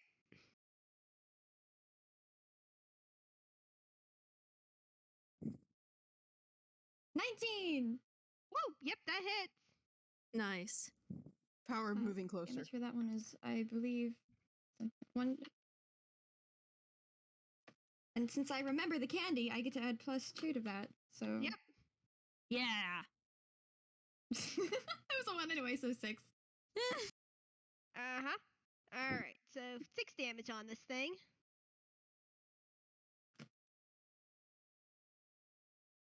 It is looking a little bit more hurt though. As it's now Kire's turn. Quick thing. I forgot to actually roll and see if Kire could get his wand out of his hammer space. Do you want me to roll for that or just continue? Nah. Okay, It'll be fine for right now. What is Kire gonna do? I feel like Kire's just gonna keep using shocking.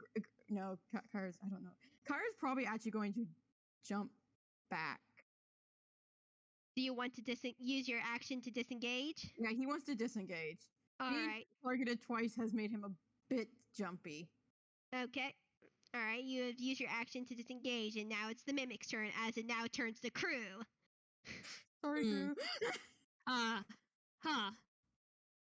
And Crue just kind of like sheepishly does a little wave, like, "Hi, buddy." shoots its tongue out at you and hits. Ah! And you take 5 damage. I'm sorry, Crue. And It's all right. roll a athletics or acrobatics check. Now, it's your turn. Oh, me? Yes. I'm gonna make an acrobatics roll. I have a higher modifier in that. 18. You are able to, thankfully, as the tongue lashes out at you, you're still hit. However, you are thankfully not grappled by its tongue. Crue, in response to nearly being hit by the tongue, he's gonna try and like cut it with his rapier. All right. Roll to hit. Nat 1. It's another nat 1. Crue. Roll a percentile again. Gosh freaking dang it, Crue. 31. It is now knocked out of your hands again. And your rapier is knocked a little bit more further this time. It is knocked over one more square right here. Where that blue dot is. Knack. Okay, so what is he going to do? I'm assuming due to the nat 1, he's not going to be able to strike with a bonus action, is he? Yeah, unfortunately. Huh. But I will still allow you to disengage as a bonus action. I was about to say he's going to disengage from the mimic to try and like run over to his rapier. Can't grab it due to bonus action being used, but he's definitely coming near his rapier. Yeah. And that's going to be his turn. Yep.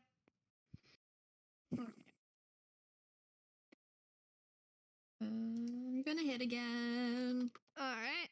This time it will work, I swear it. Yes. Yay! Actually, wait, I could have just left the mimic without using 11! bonus. I could have. 11. Yes, 11 damage. Nice. Beautiful. As you now see this mimic barely holding on. It is very much close to death right now. And Kire, is now your turn. You know what? Kire does not want to get close, but Kire's going to reach into the hammer space and try and grab one of his daggers. Yeah, alright. That's a free action. Just roll your hammer space. Okay, he got it. He gets it, and then he tries to throw it at the mimic. Alright. It's going to be a d20 plus 6. Unfortunately, that dagger misses and goes straight into this couch right here. Oh. That was a good dagger. Is the other couch a mimic? No. Okay, good. Okay. I don't want to fight you with these things. Well, I mean, we're so far doing well with one, kinda. Maybe. Ish. Sorta. We're existing. It's hard to tell. This mimic is gonna turn and let's say, I need to. Kire's in the corner. Yeah, Kire's in the corner, but it's gonna turn a pawn since it gave us damage. And come on, E goes to chomp at pawn. Okay. Do I need to? Do not chomp the little child. I'm short now. You can't do that to me. Unfortunately, it does. Unfortunately, it does hit. Okay. And that is 11 damage on you. Okay. Kire's having to watch his body get attacked. This is not doing wonders for his mental state right now. And Crue, is your turn. Okay, Crue. And Crue can finally grab his rapier. Unfortunately, or fortunately, and once more he's going to. Actually, hold on a second. I'm sorry.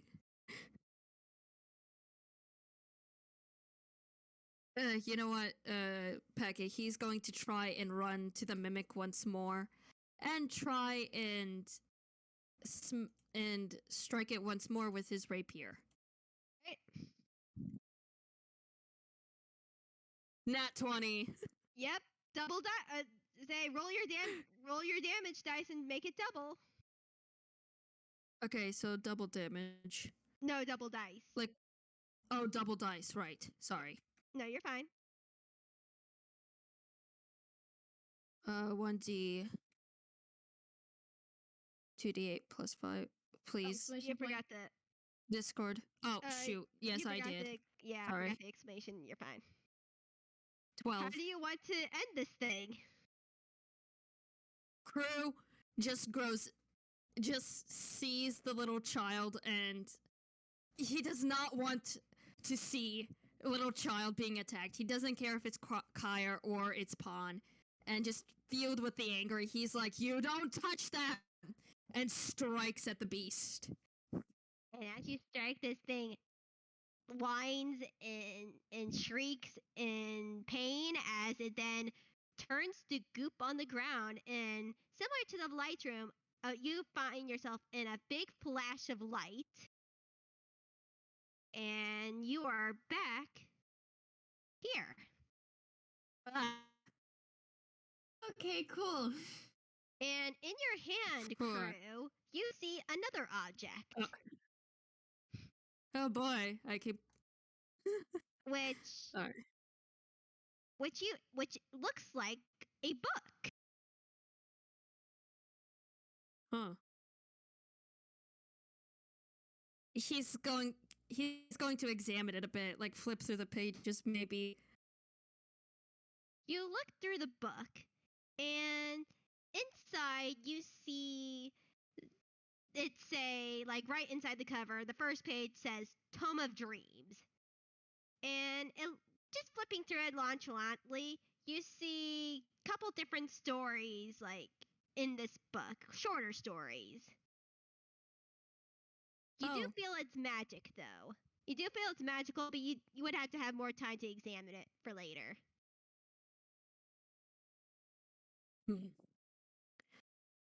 Okay, so the little book that he has, he's like, "Oh boy." He's kind of excited about the book, but now's not the time. He's got Mad Lad. They need Mad Lad back. Yes. Again, forgetting that he's no longer in his body, he tries to put it behind his coat. A, forgets he put away the coat. B, he's not in his body, so he tries to put it away, and there's just like a tonk as the book falls.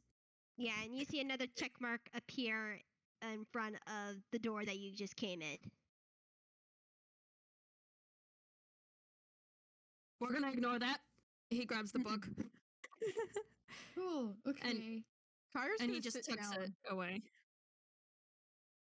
Fun fact, I'm not doing so hot, and I don't know what to do about that. Actually, you notice you're feeling fine, as you feel like your wounds and stuff have been healed.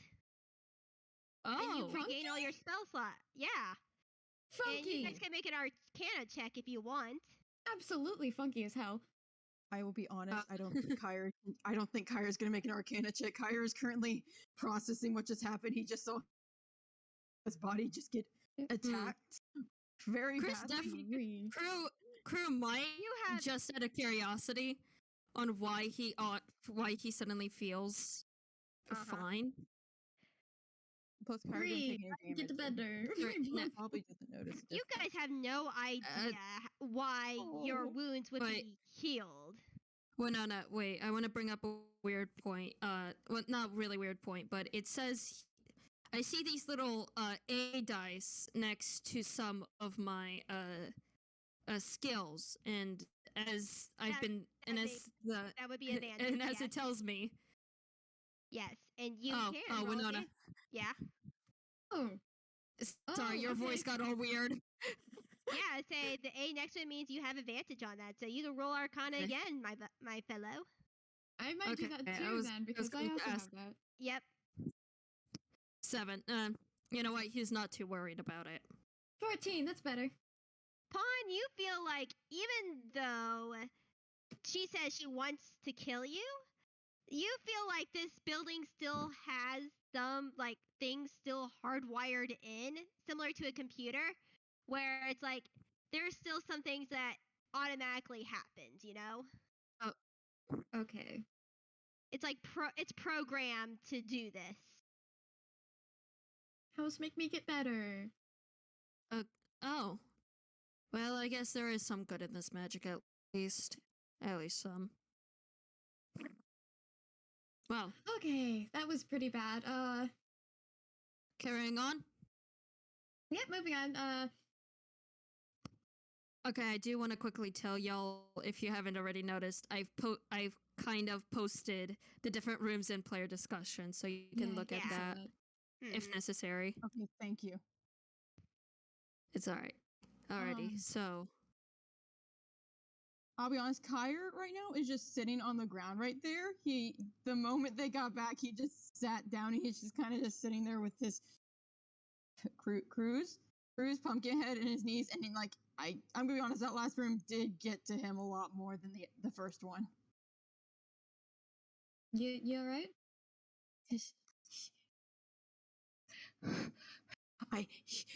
Me could have died, and there's a battle. I've never been in a battle before. I couldn't do anything. Hey, deep breaths, deep breaths, deep breaths. He is panicking Please. very badly right now. Oh no. I'm gonna make a I'm sorry. save to see if how he's vibing. Wait, he gets a plus. How does the panic child get a +2 on wisdom? Okay, not as bad as I was expecting. Oof.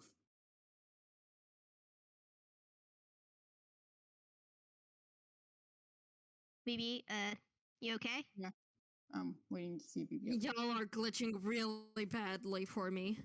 Oh, So you no. you sort of sound fine, but we can go a little bit slower. Well, yeah, well, It's alright. I'm sorry. It's just my Wi-Fi is terrible. You're absolutely So- valid. You're Yeah. absolutely valid. As I repeat myself, like he tells Kire, like deep breaths, deep breaths. Kire looks up at Crue and he closes his eyes for a second and he just imagines it's Pawn talking to him, and they're sitting back at the theater and everything is like it normally is. They're up in the catwalk. Pawn brought him a little snack and they're eating, and he takes a deep breath and he just nods, and he very shakily sits up, and he looks at Crue and says, "Can..." And you see him almost start to reach for a hug, and then just pulls his arm. I'm and sorry, you're glitching out once more. Okay, where did I cut out? That's a better question. I'm sorry. You cut off at Baby. when you were asking Crue. But Okay. Oh, That may you have just been me being bad at talking. That may not have actually been a glitch effect, but he kind of looks at Crue and he starts to reach out and then instantly pulls his arm back and just goes, "Thank you, thank you." it's alright. It's going to be okay. Okay. And he's kind of like squatting down to meet him. He finds it a little bit weird that he's looking at himself. He's giving himself comfort, but He's watching himself. but have a panic. with his condition, you get used to this real quick. Oh, Crue. Okay, Kire is ready to continue. Kire has processed everything finally. He wasn't processing it in the first room. The second room made him process it. He's good now. You okay? You okay? Keep going? Okay. Well, at least we know that this. Well, at least we know this house probably won't be holding back any punches. Comforting, Kire says very sarcastically. We'll be fine. We're gonna get Mad Lab. We're gonna leave, and this will be okay. Here I thought that the house was just, a nice, just be real nice to us. The panic has turned to sarcasm.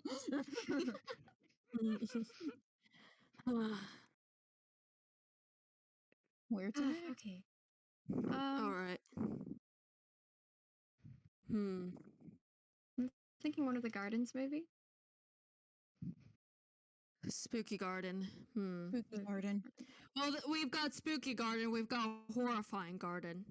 I think one of those is a little less likely to murder us, hopefully. It was actually horrifying. It was Spooky Garden. Did I actually name? No, Yeah, it's you Spooky accidentally put down Graveyard. Horrifying. Sorry, Oh, okay, Spooky Graveyard. Spooky Graveyard, Horrifying Garden. Oh, okay. Oh. Oh. Okay, that makes it a little worse. Oh, I'm just now imagining as like the title changes from Spooky Garden to Spooky Graveyard, and Crew's like, oh, well, ain't that? Oh. Well, ain't that a little less scary? Kire looks at the rooms and then goes, haunting art may actually not be that. I mean, I've seen some freaky things up in the attic that move sometimes, so who knows? Maybe haunting art isn't that bad. Hmm. We can go. Yeah, we can go for that one. It's art. How bad could that be? And he just looks over at Kire. He doesn't say anything, but he's like, we just fought a couch. Kire is looking at him like, do you want to argue with me right now? Do you want to? We can go, old man. We can go, old man. Listen, I'm currently within the body of an 18-year-old. I've got more mobility than you. All right. So is Yeah, that where your you body want? you're gonna be hurting though. So is that where you want to go? When is it not hurting? Anyway, let's go. Yes, All let's right. go. You go into the room that says the haunted art. As you go in, there are many pictures lining the walls. What's that thing in the middle? Yeah, that's what we're wondering. Hang on a second.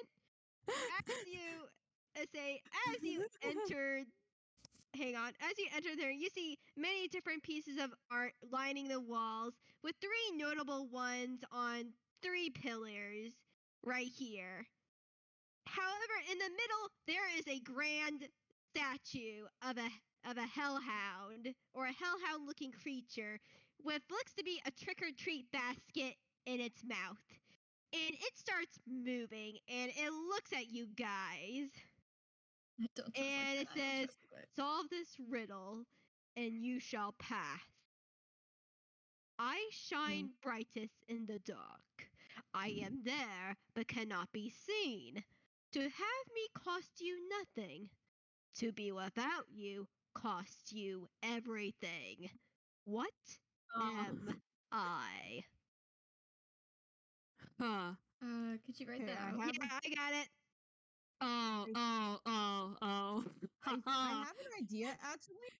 I actually have an idea, but I don't know if Okay. Kire will have an idea. I kind of have an idea. I know what it is, but you know what? I'm gonna haha. Yeah. I have an idea.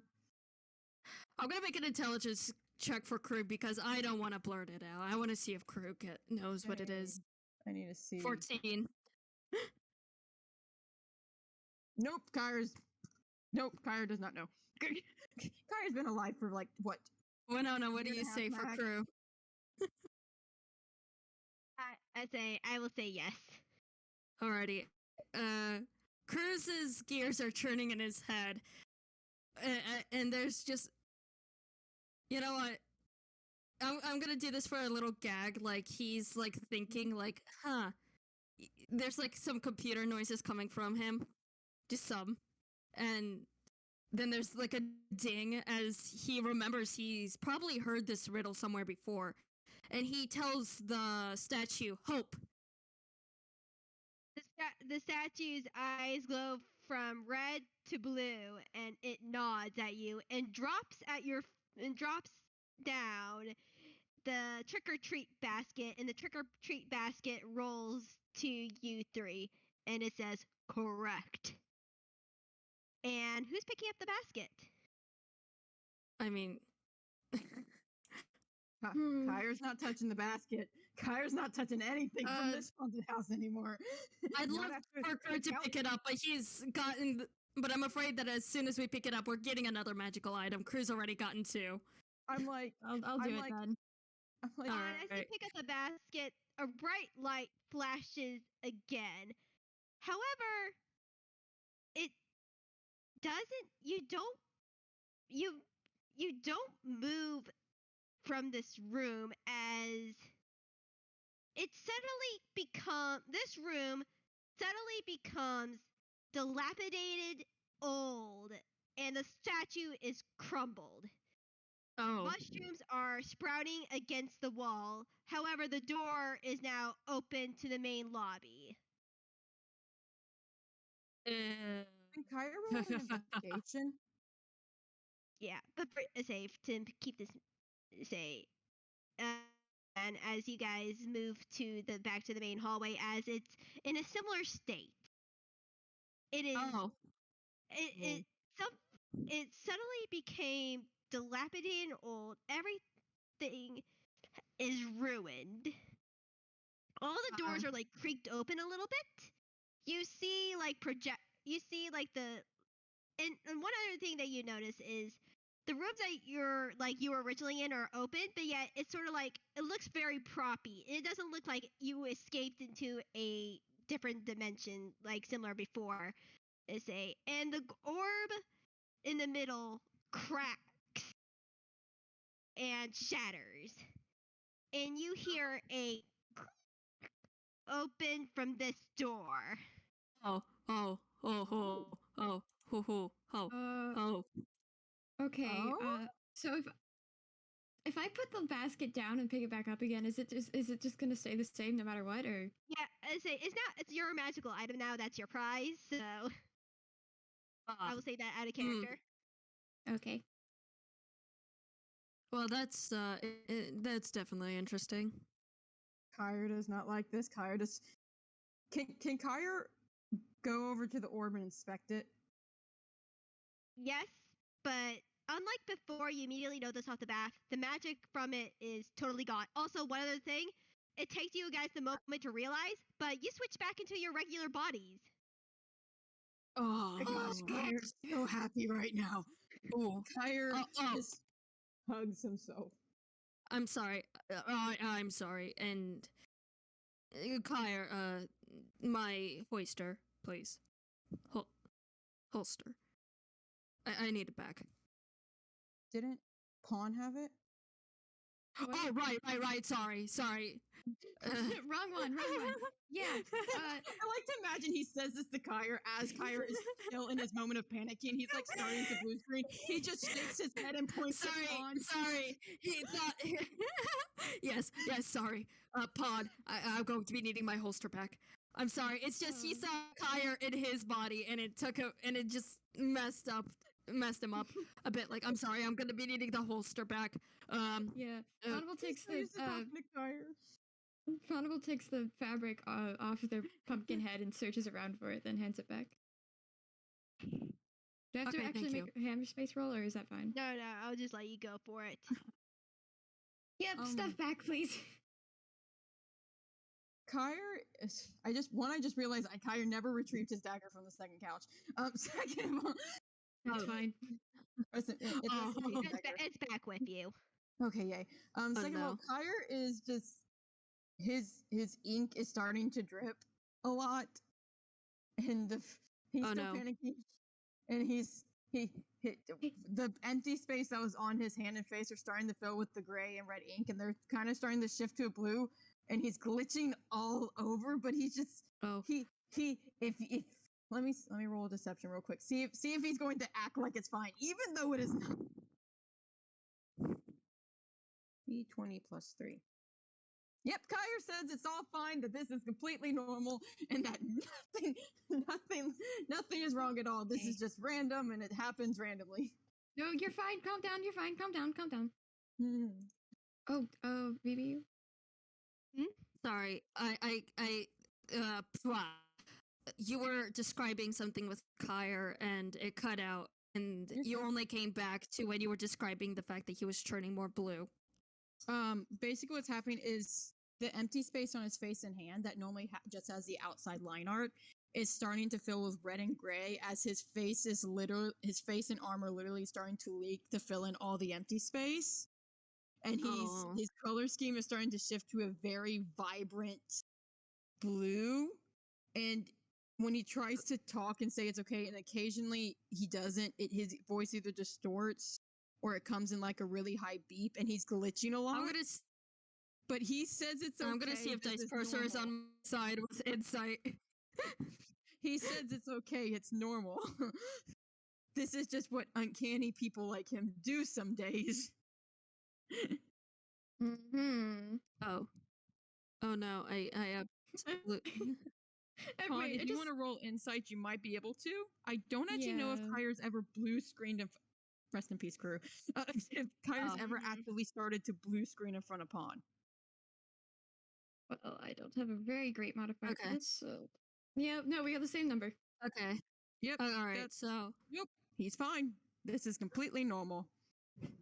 Well, I guess the glitching hand was perfectly fine. So, although despite how terrifying it is or concerning it is that he's turning blue, I guess many tunes change colors depending on mood. This can't be that bad. Yeah, and his voice is glitching out as he says, "It's fine, it's fine, it's fine, it's fine, it's fine, it's fine, it's fine, it's fine." And he's just saying that a lot as he kind of looks at the door. Okay, that does concern Crue, but we can sit here for a bit. You need a moment? I want out of here. Yeah, the door to where you like Pawn, she took Mad Lad is now open though. Crue is marching over there. If you're okay to go, then we're going straight back up. All right, 1 second. Kire's going up there. All right. This is actually really fun. I actually made this myself. Oh, it looks so good. As you guys enter what looks to be a laboratory. Okay, Crue does not like this. I say, just let me move. Yeah. Yeah, let me just move back 3 of you towards the door right here. Okay, there we go. Oh, okay. As you see a lab full of just bits and bobs and just so many stuff that you just really can't understand what's it for. You see a spell table on the one side. You see research notes near the door. You see a giant tankard full of something in the background. However, you then see something wrong. As you see what is it? Let me add the marker, but technically say you see that thing I deleted, but you see behind the what looks to be an examination table. A hand sticking it out on the floor.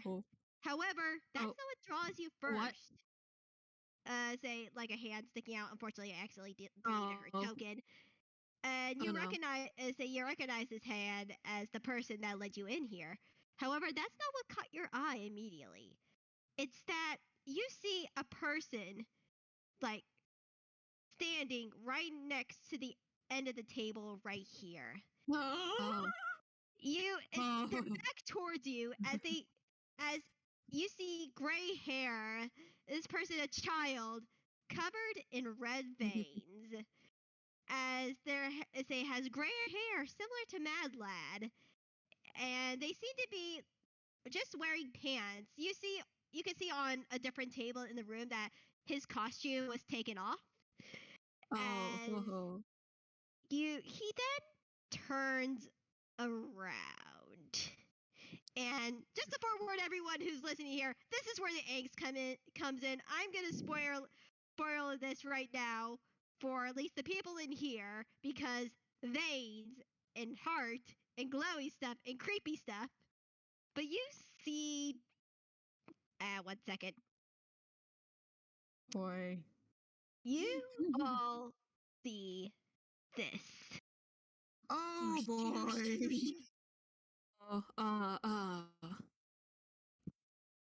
I see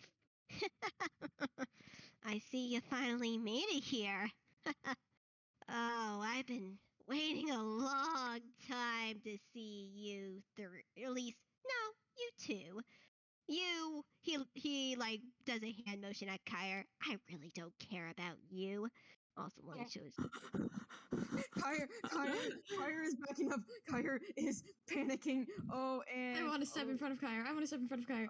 Kire's blue screen on that line. Kire blue screens on that line. He can see every bit of line thrown away. Oh, Pawn and Crue both just step in front of Kire. Kire is completely helpless right now. He is blue screened. The figure laughs. Oh, oh, it's funny you're trying to protect him when it's you two that I care about. You two that I have more pressing matters with. So it's fun finally being able to meet you after so long living with you. I think I know what's going on. Crue, hi. I think I know what's going on. I don't like it. Oh no. Yeah, so you instantly recognize this as Mad Lad, but at the same time, not What? Mad Lad. Pawn just leans down like, you know this? Of course they know this. He told her everything, except one thing. Of course, he doesn't even know my real name. Though, why not? It's been a long time since I said it with my own mouth. The name's Alexander. Alexander Helmont Belsing. It's a pleasure. I would say it was a pleasure to meet you. Actually, it kind of is. I want to make sure that I can see your faces when I take you apart. Oh. We need to knock Crue, we need to knock him out. Why? Why don't you just run? That's what you're good at doing, isn't it? Save yourself. As he steps forward one. Okay, that cut deep. Cut deep? Not as much as I'm gonna cut deep into you. Though, honestly... Okay. I'm sorry, I was gonna say, yeah, that could have cut deep for both of them. Though you're not aware that it cut through Crue too. Actually, don't mind this roll. Keep going. Yes. The one who runs away, and the one who, well, he proclaims as father. Honestly, I don't know who to attack first. Which would be better? Which would hurt him more? Don't mind me randomly making the wisdom saving throw in the background. Kind of Crue instinctively steps in front of Pawn. I've never proclaimed myself as a father. Never once. Yeah, I know. You don't know this, but I'm gonna tell you anyways. That hurts him deep. And honestly, you saying it out loud even hurts him more. I can hear him, screaming, telling you guys to run. Oh, it's joyous to me. Sick freak. I'm okay. Oh boy, oh boy, oh Get boy, the fuck out of my brother.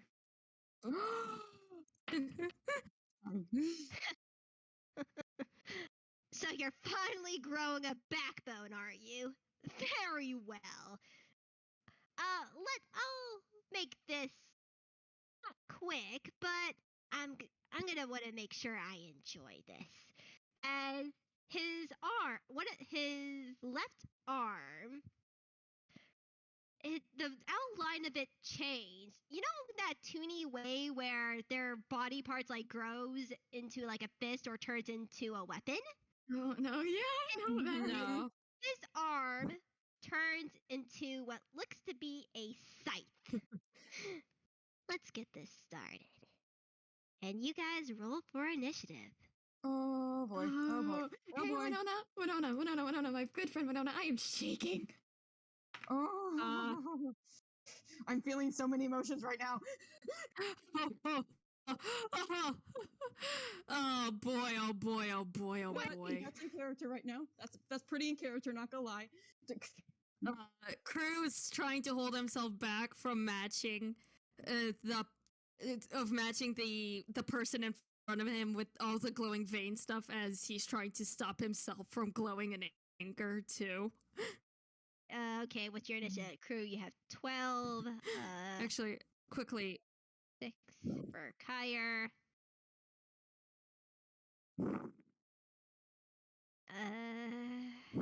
And that is 20 for Pawn. Nice. One's a little bit pissed right now. Yep, they are. And they go first. Okay. sorry, don't mind that. Crue begins glowing a wee bit, but go ahead. Hold on, I'm gonna read something real quick.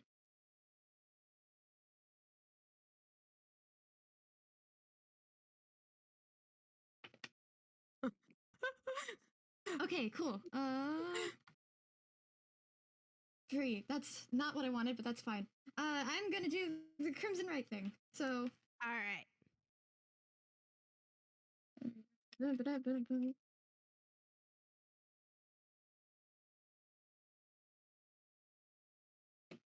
Lightning. I'm sorry. I'm reading over this. I should have done that while you were doing the thing, but I was very into it. Oh no, this is what I wanted. The premiere of Alexander. I Oh am. God, this is so good. This is good. So how far are we? Oh boy, just beautiful. Chef kissed all this. All right. Instant attack. Trident. Let's go. 13. Please tell me that hits. Please tell me. Is this are you going straight up to him? Yeah. Should I move the token? Yeah, please move the token. He It's does the maniacal laugh as he turns his tunishly stretches out his body and you miss the attack. Is that the best you could do? I thought you said you would protect him. Or maybe those are not the exact words, but you would try to help him.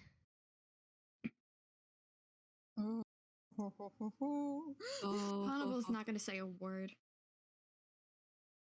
Alright, Crue, is your turn. Crue himself is trying to gather what is happening right now. What have Ponable and Mad Lad talked about? I guess he's a little stuck right now, and he isn't fully sure of what to do. So, unfortunately, I think in character he's not really going to do anything. He's trying to process what is currently happening, and is this really Mad Lad? But he is going to draw his rapier but he is going to ready. Okay, so he's not really going to attack or move, but he is going to sheath his rapier once more, and he's going to ready himself. Okay, what is he going to? How is he going to ready himself? I guess he's going to ready himself in a way if Alexander comes within his striking distance, he's going to strike. All right. And that's all I can do for Crue's turn, or at least all I will do. All right. Kire? Okay. I need to quickly see if Kire's even conscious still. Okay, that works. That works for me. Kire was gonna stay blue screen, but the moment he saw Pawn move forward and go into the danger zone, a little bit of him went not Pawn. and he snaps out of it enough that he is still glitching like a mad child. But he is going to make sure he does not blue screen while Pawn is in danger. So I need to see Tides of Chaos. Do I need to do that before or after? Because I really want this to hit. I want to have a cool moment. Tides of Chaos? It means like I gain advantage on one attack, roll, ability check, or saving throw. Do I use that before or after I make the first roll? Say you call it now. So if you want to use I'm calling Tides of Chaos to attack with I want it to be something up close and personal because I want him to jump forward for Pawn. I love the child. You know what? We'll say he got a dagger, got his stuff back earlier, and he's going to use the dagger, and he's going to jump forward, and let's see if he actually hits now. That's the fun part. Does he actually hit with the dagger? So that's going to be a d20 plus 6. We love Tides of Chaos. Means everything can go wrong very quickly after. Oh gosh. It's advantage. Okay. Does that hit? You are 1 off, and you almost get him. But he barely misses out of the way. He's like, I would have left you live. I would have let you go. I don't care about you. I just want to hurt them. And Kire accidentally glitches past him, but then stands ground and says, "You are not hurting the one person who talks to me." I mean, I am, because not only will it hurt her physically, but it will hurt him emotionally. This is really nice. I mean, you should have seen his mother. You should have seen his crew the first time I came out. They were terrified. Hey, stop it, stop. Why should I? It's been such a long time since I've been free. And he's going to make an attack at Pawn with his scythe arm. And there's a good reason why you've been away. I need to check his thing. The crew still doesn't understand what's happening, but yeah, as the scythe hits her.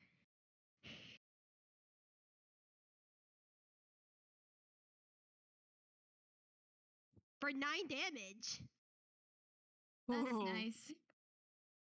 And he then looks at Crue, but don't worry, I'm not leaving you out either.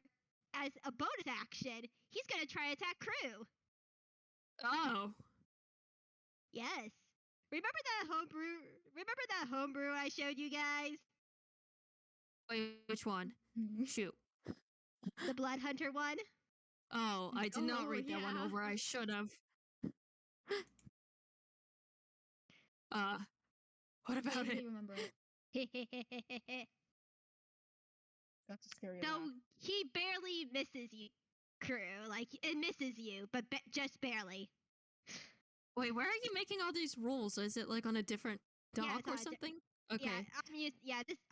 When I use enemy rolls like this, I roll it on a differerent dock. Okay. That makes a lot more sense. Yeah. So, Kire, can you move 1 space to the left or right? Because technically you're not supposed to. Yeah. Yeah, I don't know how I accidentally got right there. I'm sorry. It's okay. No, you're fine. Okay. And as I was like, oh well. There's still time to hurt you. As he looks at Crue. Oh boy. Okay, Crue has definitely lightened up a lot more, and I mean as in, literally, he's now glowing, too. He's emitting a blue light from him. Not incredibly bright, but it's definitely more noticeable now. Mm-hmm. And it's up to Ponable's turn, and I will also say that you can make an action to try to knock him out. Oh, I can just do that? Yeah, say this is one of the things. Yeah, I can't. There'll be a DC that you have to hit, but there is a chance that you can try to knock him out. Okay. How would I do that? Just a unarmed strike.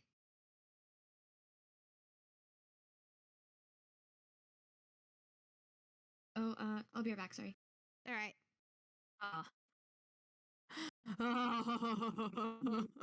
I experiencing many emotions right now.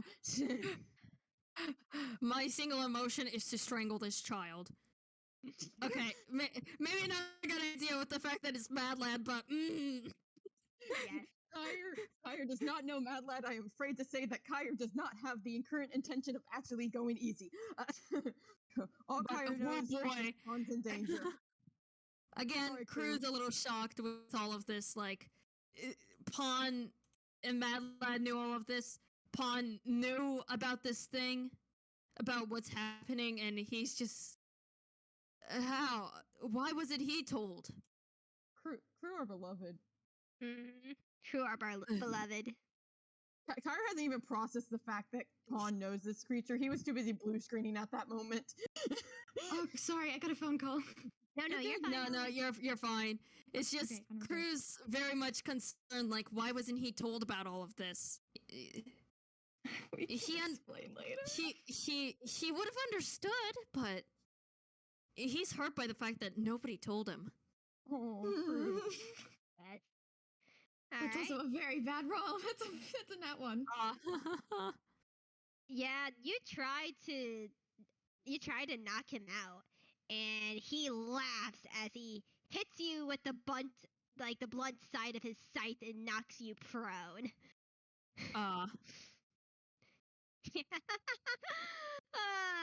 Nice try. Why don't you say you can't win this? Why don't you just run? It's the only thing you're good at. Hurts both times. Just a coward. Pawn is not a coward. Kire has no idea what's going on, but he's going to yell that very aggressively. Then why did they run away from the problems? Their family. We're just Kire replacement. freezes and looks at Pawn. It's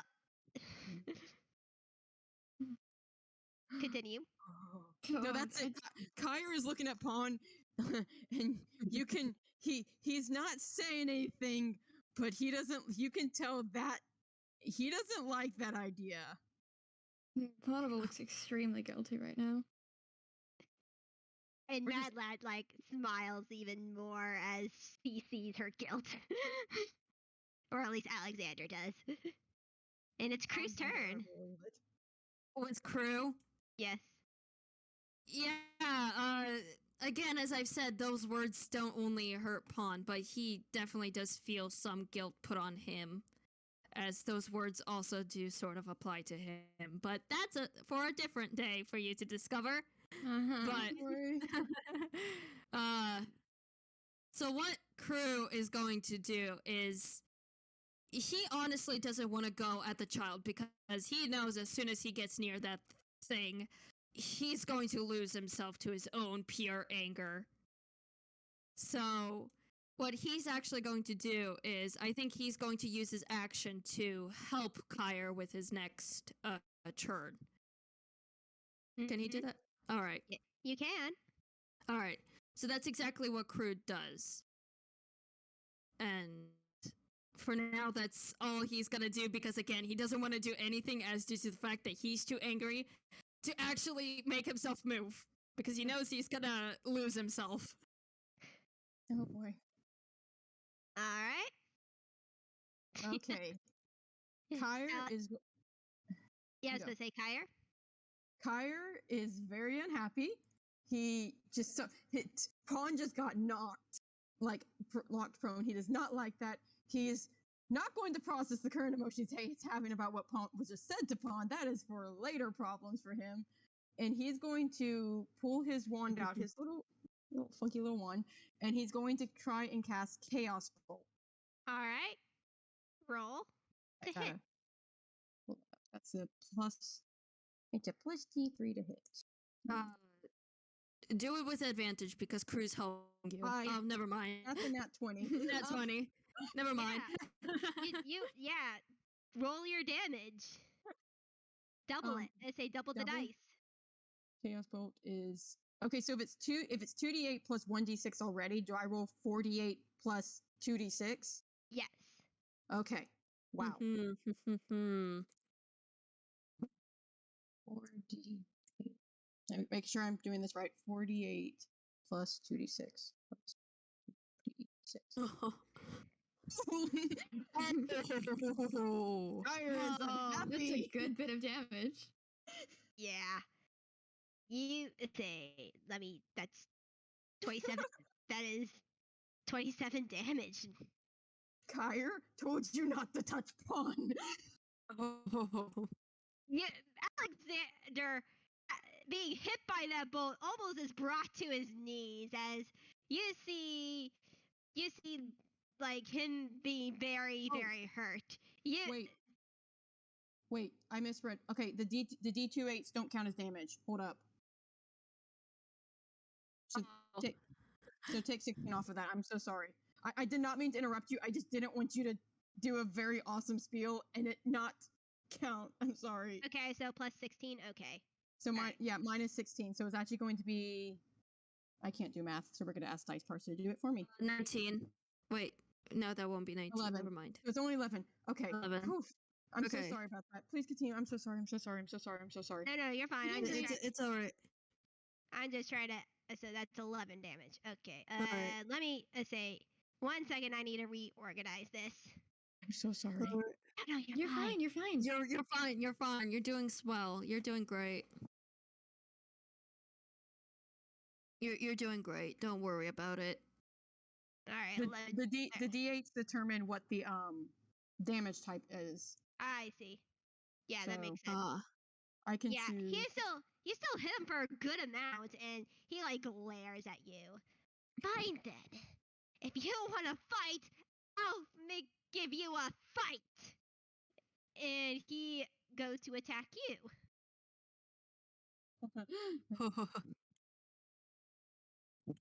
Oh, that hits. Oh, boy. Oh no. Oh, no. All right. Which With his sight. So Spec? Mhm. You missed the D. Oh. No, that was me doing math. Oh, Yeah. okay. Okay. All right. I Okay. just didn't want to try to subtract 9 27 minus. Damage. Oh, all right. What? Oh. You get hit for 9 damage. Oh. Oh, that's not good. Oh.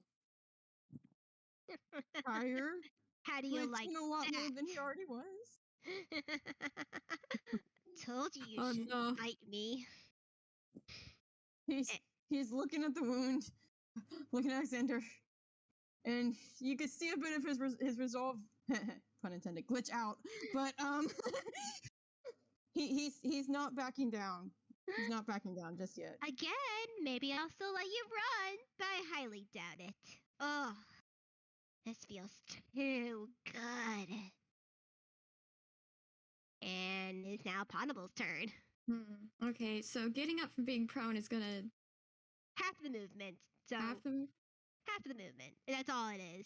So I can do that and still try and knock him out again. Yep. Yeah, you can Okay. stand up and still attack. Ponable, please don't get another bad roll, please. Okay, 17. All right, you hit him, and now I need to make a roll for myself.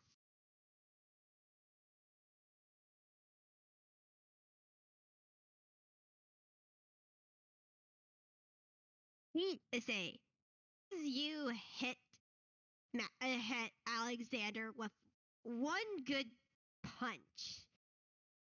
He looks very dazed.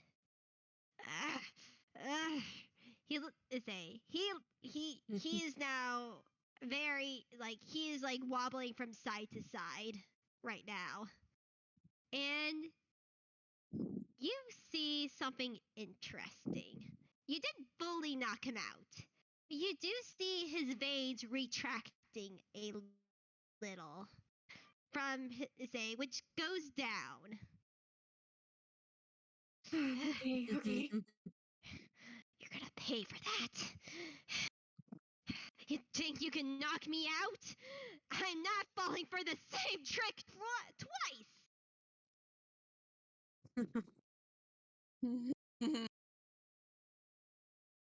Kire's taking note of that. Alright, oh boy.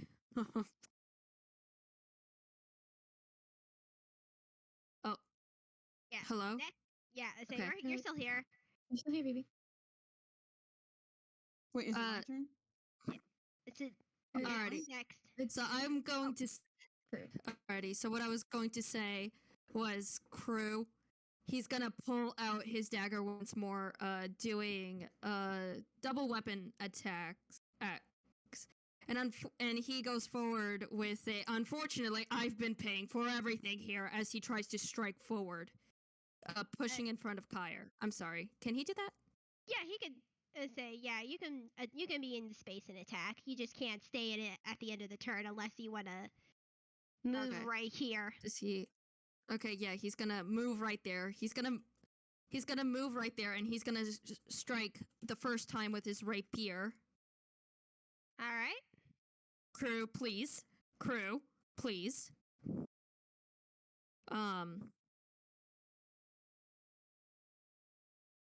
18.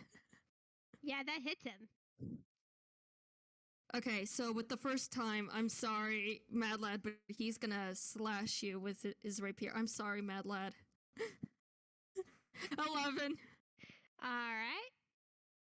And with the second time, he brings up the butterfly knife, but he doesn't bring it up in a way, but he doesn't bring it up with the blade. Rather, he tries to hit you with the case as to kind of maybe knock you out, possibly. All right. Go ahead. So would that be plus to hit or just a straight d20? Plus to hit, Alrighty. since you're using a weapon to try to knock him out. 17. You hit him, and now I need to roll a roll.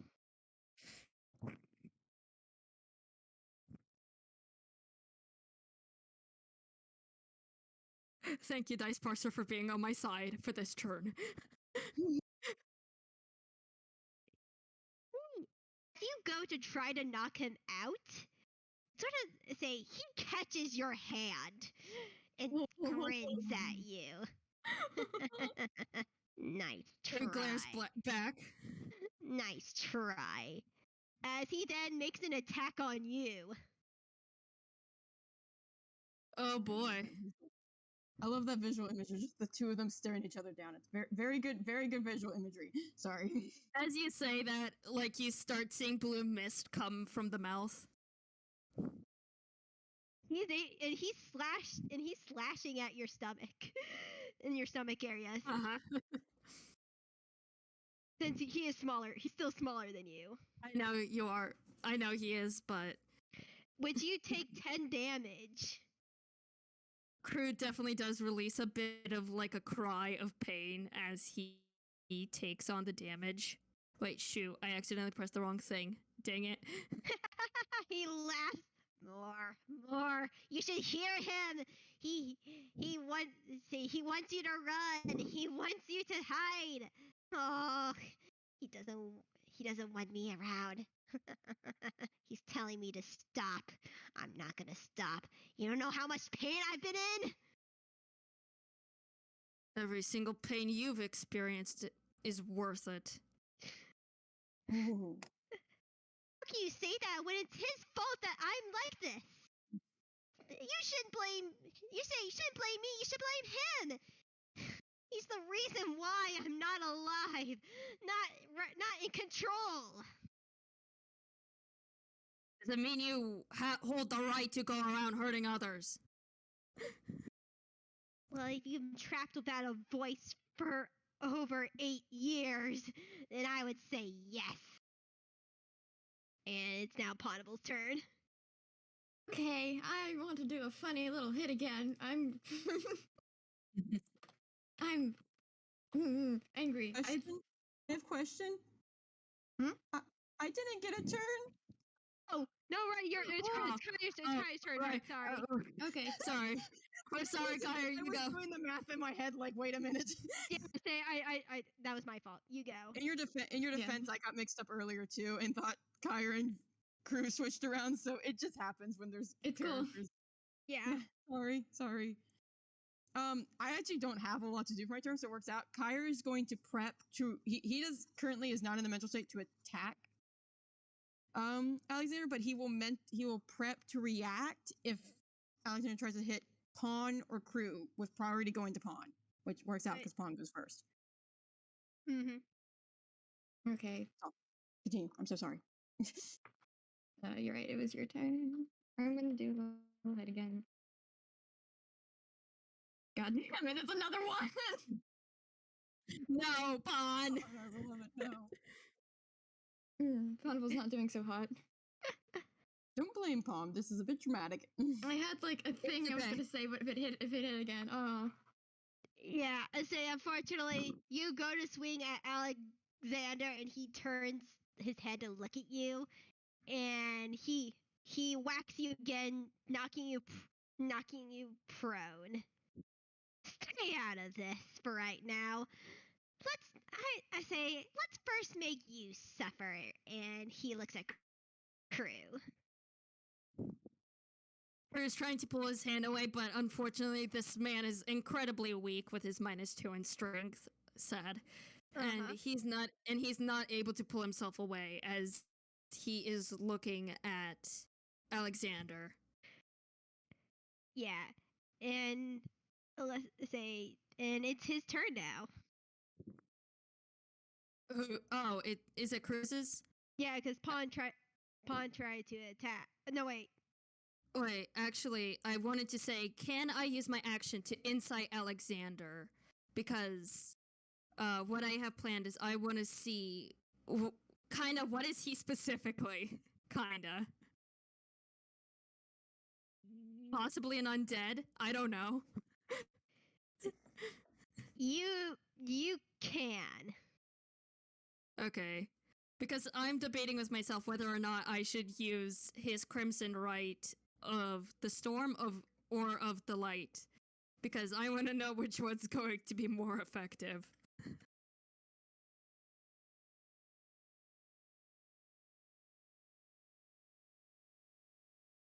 $15. As you examine Alexander, he is not undead. He is not a monstrosity. You honestly have no idea what is happening to Mad Lad right now. Boy. The only thing you can get over, the closest thing that you can see that he is being possessed. Boy. And unfortunately with that, with no specific thing, he's going to activate his Crimson Right upon the dagger which Alexander's holding on to as sparks fly between his fingers, and now his butterfly knife has become electrified. Alright. Alright, and then I gotta roll how much damage Crue takes from doing it too. Alright.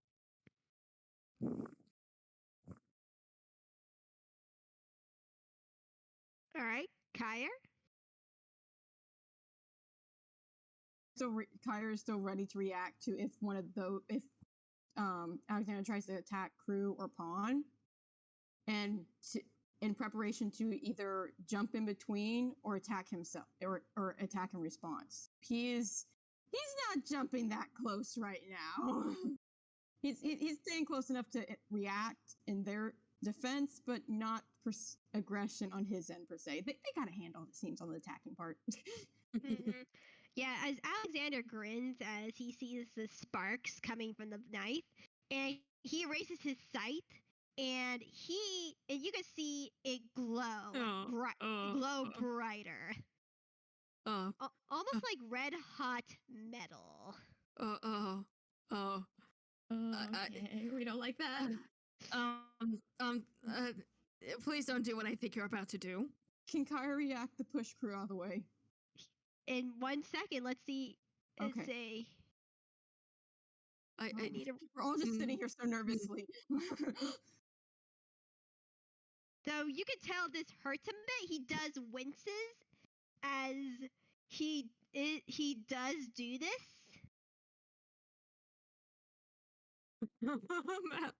Alexander, no, As he Alexander.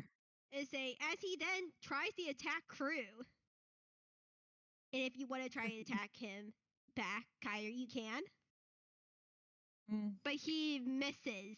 But as you feel like he misses, Crue, you can feel the heat coming off the site. He does not like that. Not a single bit. Yeah. Kire is going to take this opportunity in his reaction to try and hit the sky fan. He's not going to touch it. It's not that crazy. But you know what? Actually, no. He's going to use a sling and he's going to throw a rock at Alexander's head. All right. I will count this as trying to knock him out. You can roll to hit him. Let me roll a quick hit to see if he actually gets it out of his hammer space. He does. Okay, and then roll to hit. What's the hit? +6. D20 +6. I need to start memory. D20 +6. I'm not on Discord. I was like, why is there no buttons? Yeah, 20. No, you forgot the D. I'm sorry. We're sorry. Yeah, unfortunately. We're sorry. We're sorry. You forgot the D. You forgot the D before You forgot after the the D. exclamation point. No. I know, it's okay. We've all It had happens that to all of moment. us. Dice Parser forgives your mistake. You got one You know, anyway. That's so roll. cool. That's a nat 20 right there. Yeah. As you go to hit him with a rock, you hit him straight in the forehead, and he stumbles back a little bit, and you see him fall to the floor unconscious. The veins that were now only to like half his arms now fully recede back to the center heart in his chest. It's not glowing anymore, but you still see a red heart mark, the color of real kind blood in the center of his chest. Kire doesn't like that. And one Crue. second, and I'll switch this back. Yeah, 1 second. Let me get rid of this. You're all good. And Our boy. yes, He's back. He's back. Is he back? you Can I- hear a grunt come from Mad Lad as he opens his eyes, and they're not the red color anymore. It's his normal bicolored brown and blue. And he looks up at you guys, and he starts crying. Can I hug him now? No. Kire's about to attack this kid, but the moment he starts crying, he decides not to do that. Crue, as soon as he sees Mad Lad is back, he just has this very sudden urge to just drop both the weapons, dropping his knife, which ends the thing, and he just like slides over to Mad Lad and grabs him in his arms. Sorry. I'm sorry. I'm sorry. I'm sorry. I'm sorry. You're okay. You're okay. You're okay. We're fine now. We're fine. You're okay. Oh, you're safe. Sorry. He's just like nuzzling into you, Crue. Very, very sad. You can feel this boy shaking in your arms. He said so many bad things. I'm sorry. I attacked you. I never wanted you guys to get hurt. Sorry. I'm sorry. I'm sorry. It is all right. It is all right. No, it's not. I hurt you. I never wanted to hurt you. You did not hurt us. It hurt us. We know that you would never. He just like sniffles and like looks, and he then looks at Kire. Like, I'm sorry for you too. I never. I. She did something to me. She wanted to examine me, and the next thing I know, I woke up and he killed her, and then I saw you guys, and I'm sorry. I'm so sorry. Boy, I need to. Let's roll a Crue. quick deception. I'm sorry. Go ahead. Kire Kire does not believe this. I'll be honest. Believe Kire does not. Kire is looking at you with such extreme distrust and dislike, and he's backing away somewhat. Yeah, Mad Lad. Yeah, Mad Lad's like, I don't blame you. I'm a monster. I don't belong here, but I don't belong anywhere. No. I'm so sorry. No. You belong. Mad Lad, you're okay. My beloved, I'm sorry. Crue can hardly find words. He's honestly distraught himself. He knows what it's like to lose control over yourself, to be cursed with such a thing. It's just he can't imagine what it's like for someone as young as Mad Lad to have to go through such extreme emotions. If you, he snips. I understand if you want me to leave. I'll leave you. I'm No. sorry. Before you finish that, Crue just picks up Mad Lad in his arms, and he just says, "We're going home." Mad Lad hugs him very tightly and nods, but then realizes something. He reaches towards his forehead, and his head, as what you guys would know, his headband is not there. My headband, where is it? My bandana, where is it? Crue's gonna make an investigation check looking for it. Yeah, I was gonna ask if I could shuffle around like where they Oh, No. Can I look Can around where Kire make like an he has an uh, advantage. Yes. 7. Yeah. I will Mad give you Lad, advantage because Crue this is can't very find it. touching. Crue can't Okay. find it. Crue's looking everywhere, but unfortunately with Mad Lad in his arms. And he's absolutely refusing to put you down, Mad Lad. He does not care how much you're struggling to get out of his arms. He's holding on to Here's you. the thing, he's not struggling at all. He is clutching you so tightly. Oh. Well, yeah, that definitely makes it a little difficult for Crue to look around, especially with the fact that A, he's not particularly that strong, but for the sake of this, he's able to hold up Mad Lad, and B, yeah, his stomach hurts a lot. Yeah. And that's making maneuvering a little harder, but he's gonna gut it for now. He's gonna Alright, do you want to roll, Cherry? yeah, I would want to look too. I have advantage. Yeah, because it's not that hard. It won't be hard to spot. Yeah. Yeah. there we As go. the other is a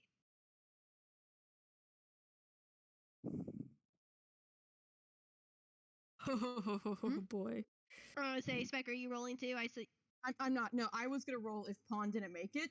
Okay. Yeah, it's Pawn. But Okay. he would not have That's fine. ended I his was happily gonna wait at for you, this but yeah, moment, so- Pawn, as the others examine the room, as Cruz tries to examine Rose Fail, you immediately sort of catch eye of Mad Lad's costume, and you see a familiar blue shade, and you go straight over to it, and I'm actually gonna DM you this, Cherry, because dear. you notice as you pick this up, something is actually on the bandana. As you pick it up, as you realize, wait, this isn't a headband, this is a bandana.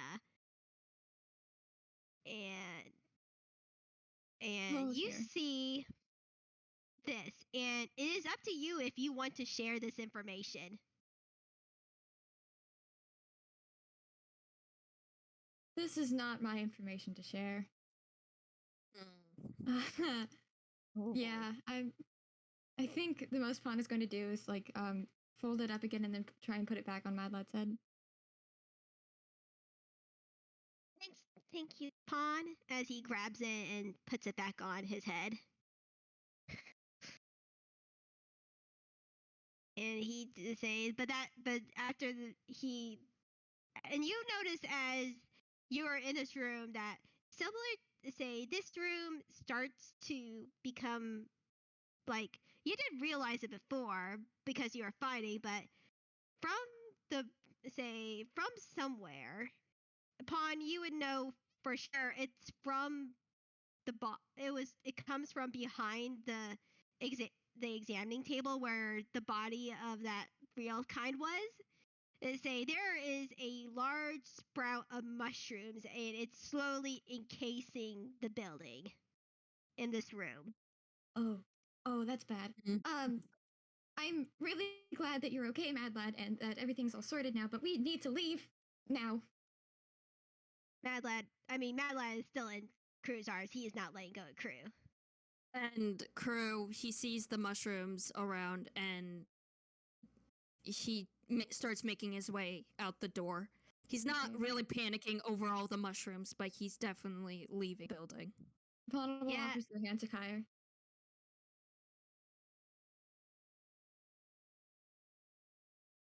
All Wait, right. repeat. I couldn't hear you. Oh, Ponable it from you offers with their you, hand to Mad Lad. Kire. And I'm Kire. gonna- Oh, Kire doesn't You- take it. Oh, okay. Kire starts to take it, and then he takes one look at Mad Lad, and then back at Pawn, and then takes his hand back and just runs. I say, as you guys get out of this mansion, you notice that time has shifted. That it is now very late at night. No one is at the carnival, in the festival anymore. It is completely shut down. But you are now safe.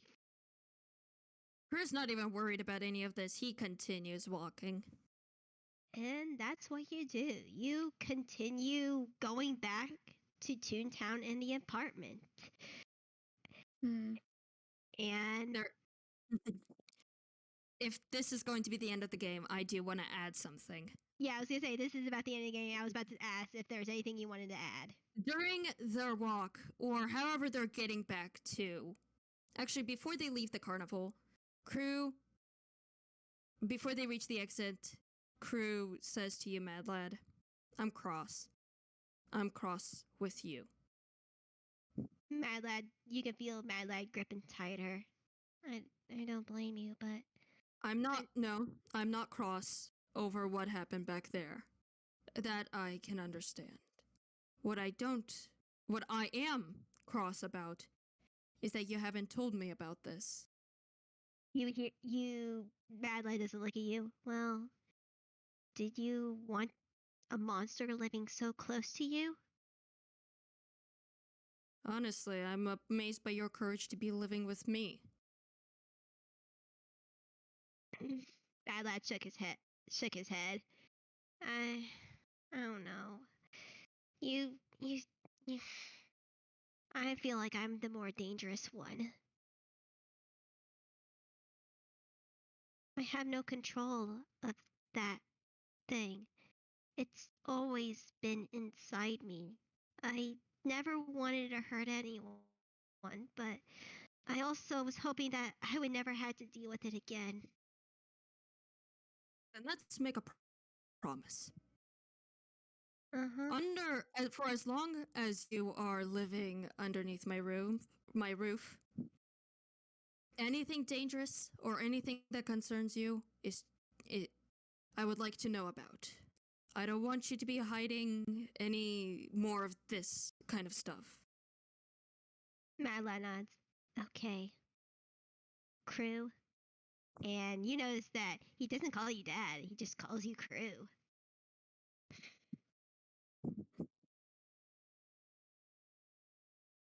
And actually, I'm gonna quickly roll to see if Crue catches on to the fact that he's no longer calling him Dad.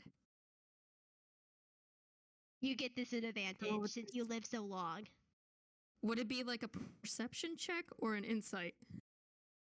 I will allow. I would allow for perception, or whichever's higher.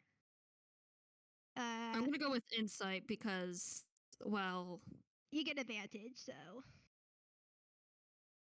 oh boy, as a 21.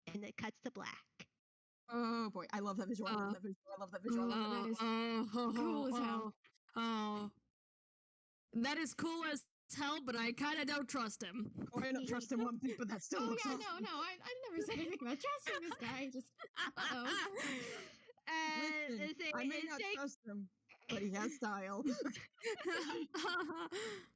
As we end our game there, thank you guys all for listening in on this game of Bait and Switch, the Velvet Family Halloween game, where a lot of things has happened, and a lot of things probably need to be talked about. Oh yes, absolutely, a whole bunch. Every character here left with questions and problems. Yes, indeed. So, but thank you guys again for listening in, and I will say goodbye. Goodbye. Bye. Goodbye. Goodbye. And Don't forget to ping. Oh, yeah, ping do. thank Yeah. you. Okay. There we go. I did it. Sorry. Thank you. No, that's perfect. This now reminds me of the fact that I forgot to mention that as you cut at as you attack Cruise's stomach, there's